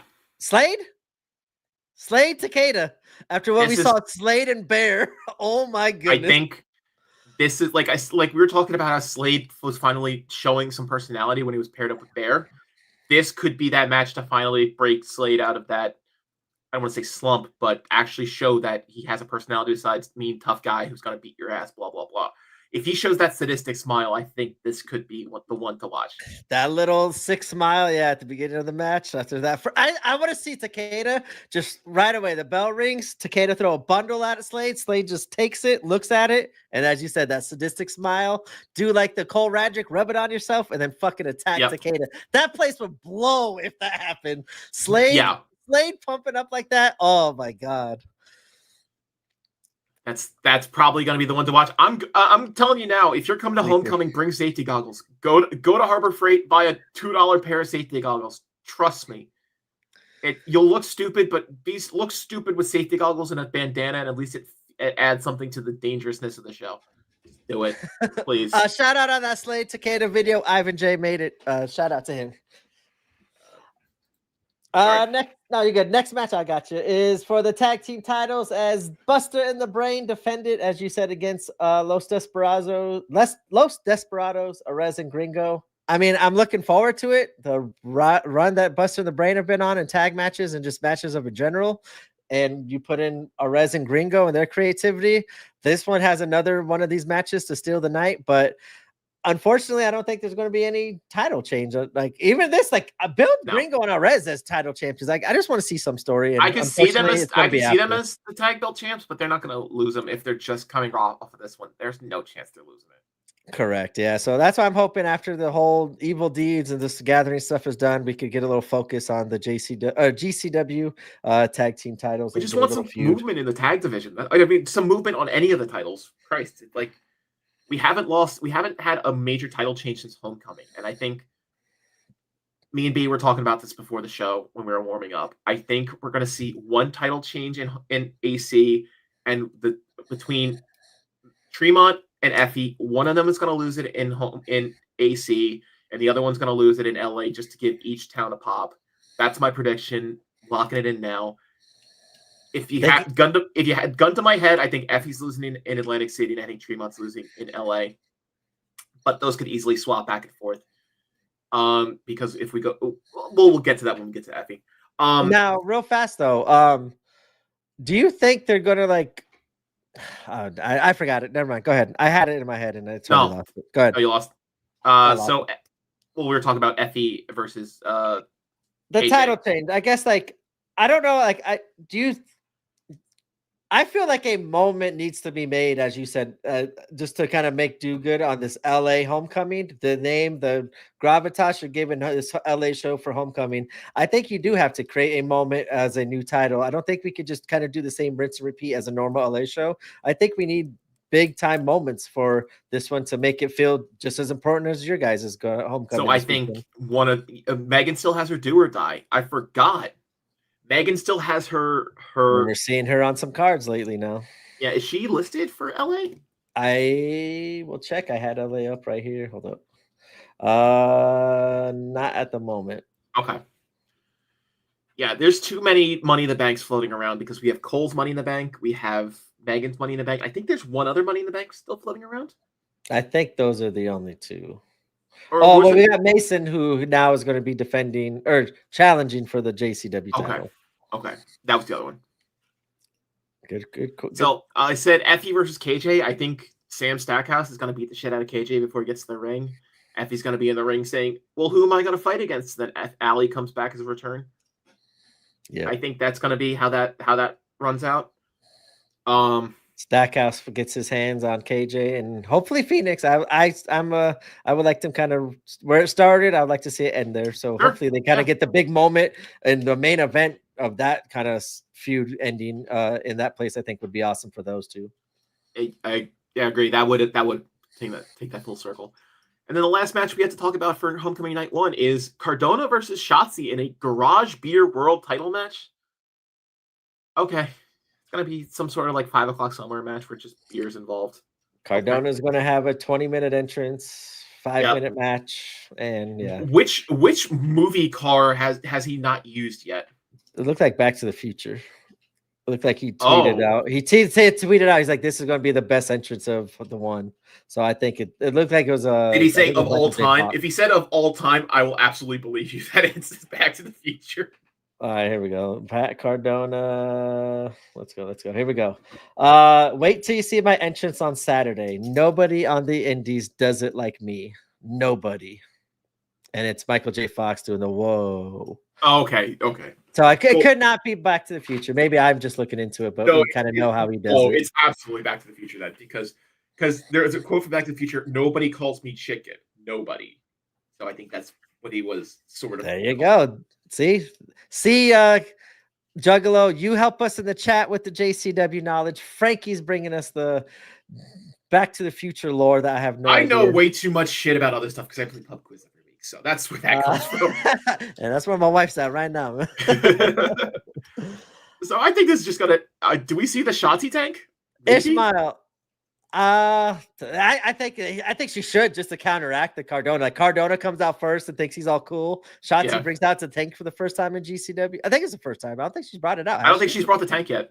She would just kind of do that just to piss Cardona off and one up him. And I think him losing his shit in the ring, that would make sense. Yeah. Real fast, just smile. I want your thoughts on KJ Arso versus Effie while we continue on to night 2. I know we pissed him off there probably with KJ. That's cool though. Effie's even acknowledging the injury on Twitch. So I like to see on Twitch. Go check out Effie's Twitch. He'll give you a little feedback and heads up going into the homecoming this weekend. So we go into homecoming night 2, which real WCW style. Brett's losing his mind back there. He's like riding it Bobby Heenan backwards. Like, where are we at? Oh, that's good. Homecoming night 2. 6-man tag. Mathers, Alec Price, and Jordan Oliver versus the Miracle Ones. Dustin Waller, Kylon King, and Ichiban. Ichiban makes his GCW debut. Let's go.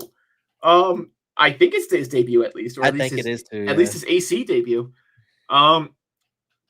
That's just a good old-fashioned wrestling open match right there. Like, same thing. Can we get Miracle Generation to come in feud over here a little bit more often for the tag titles, please?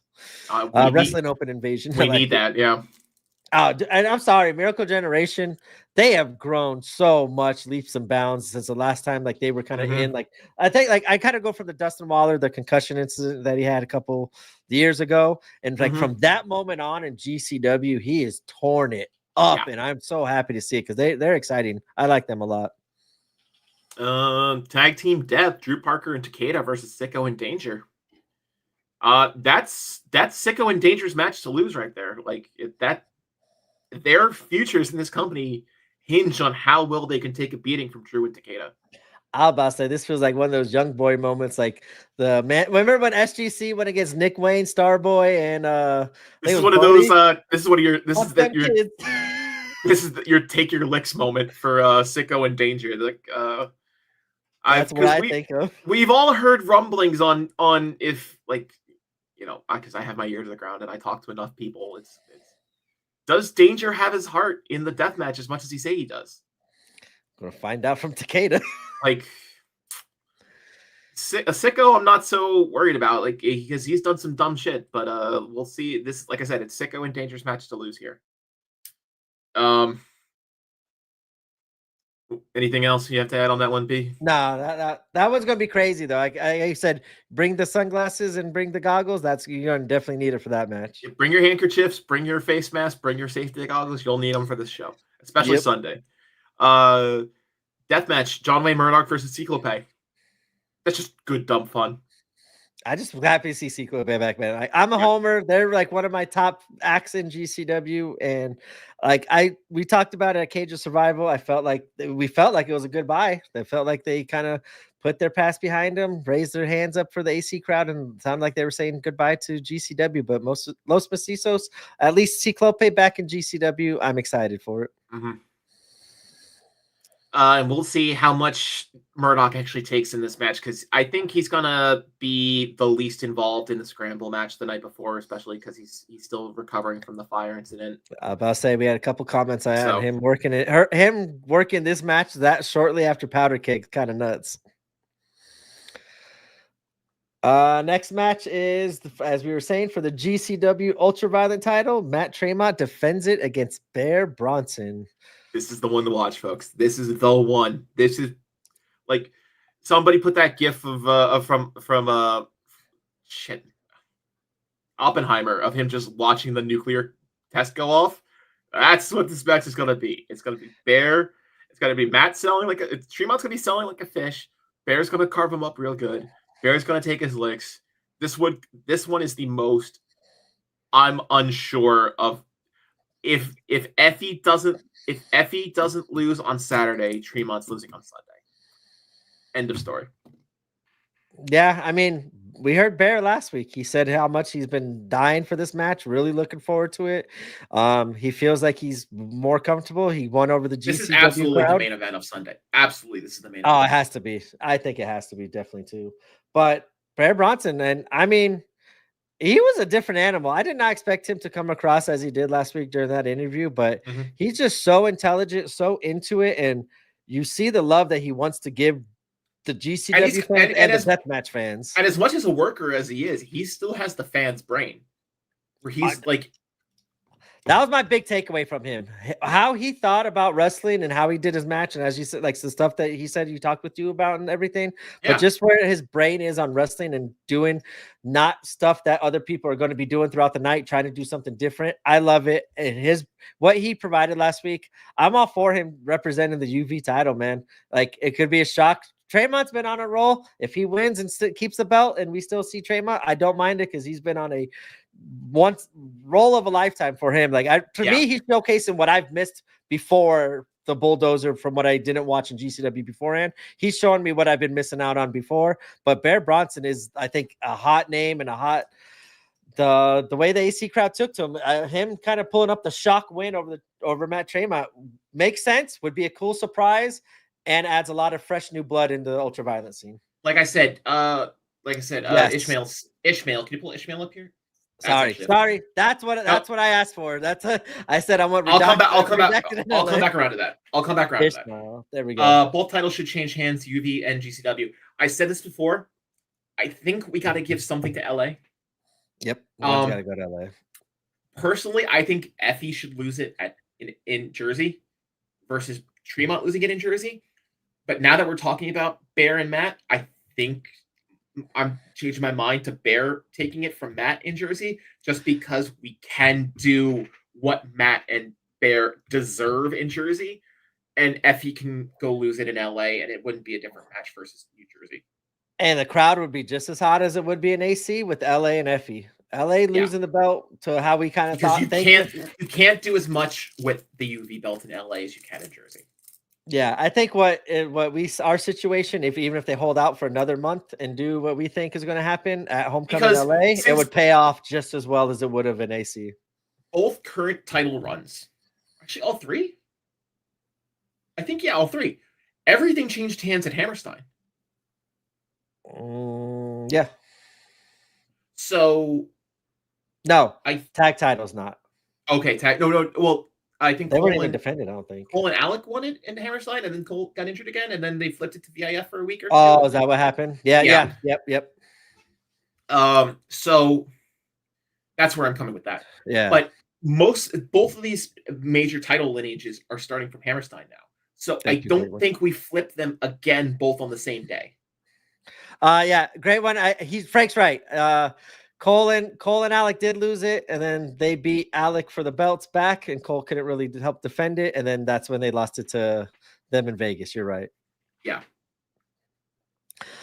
Is KJ Orso strong enough heel yet? Yeah. Yeah. His promos are killing it. His in-ring, his heat that he's getting. Absolutely. But with Stackhouse involved, I don't think he's going to win it. And like I said, yes. If it was Effie losing the belt in Atlantic City, I think it's going to be Stackhouse interferes with KJ, and then Allie comes in as a surprise competitor. But now, the more we're talking about the UV belt, I think the UV belt is going to be flipped in Jersey, and I think the world title is going to flip in LA. I can see it. So either one would be fun. It's going to be fun.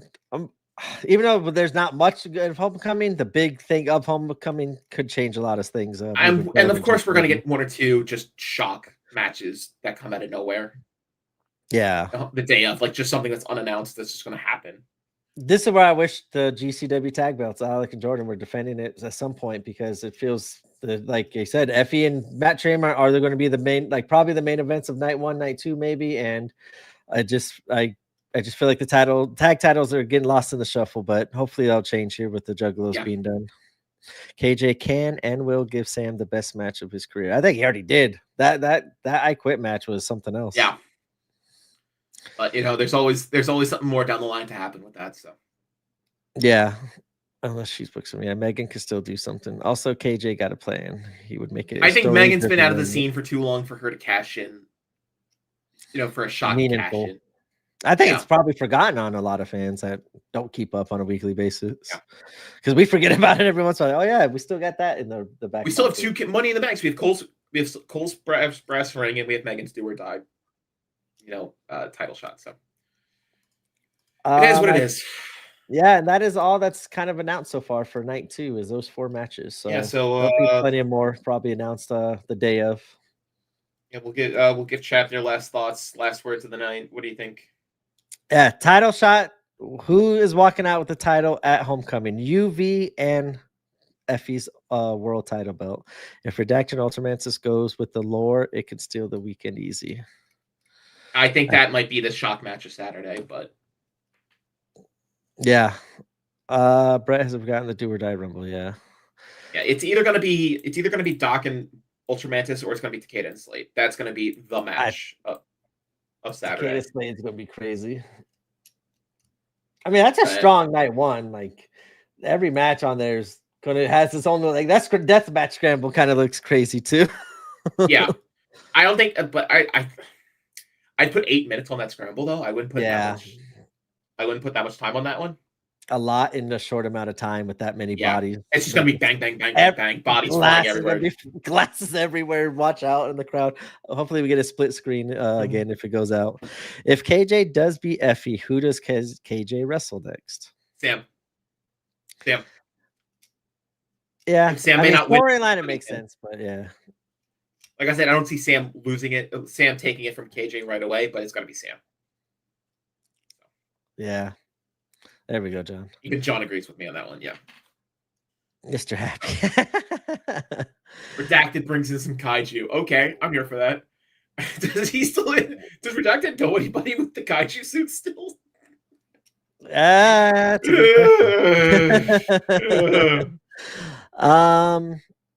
Yeah, so I think we did it. Did we hit night one, night two? The Juggalos.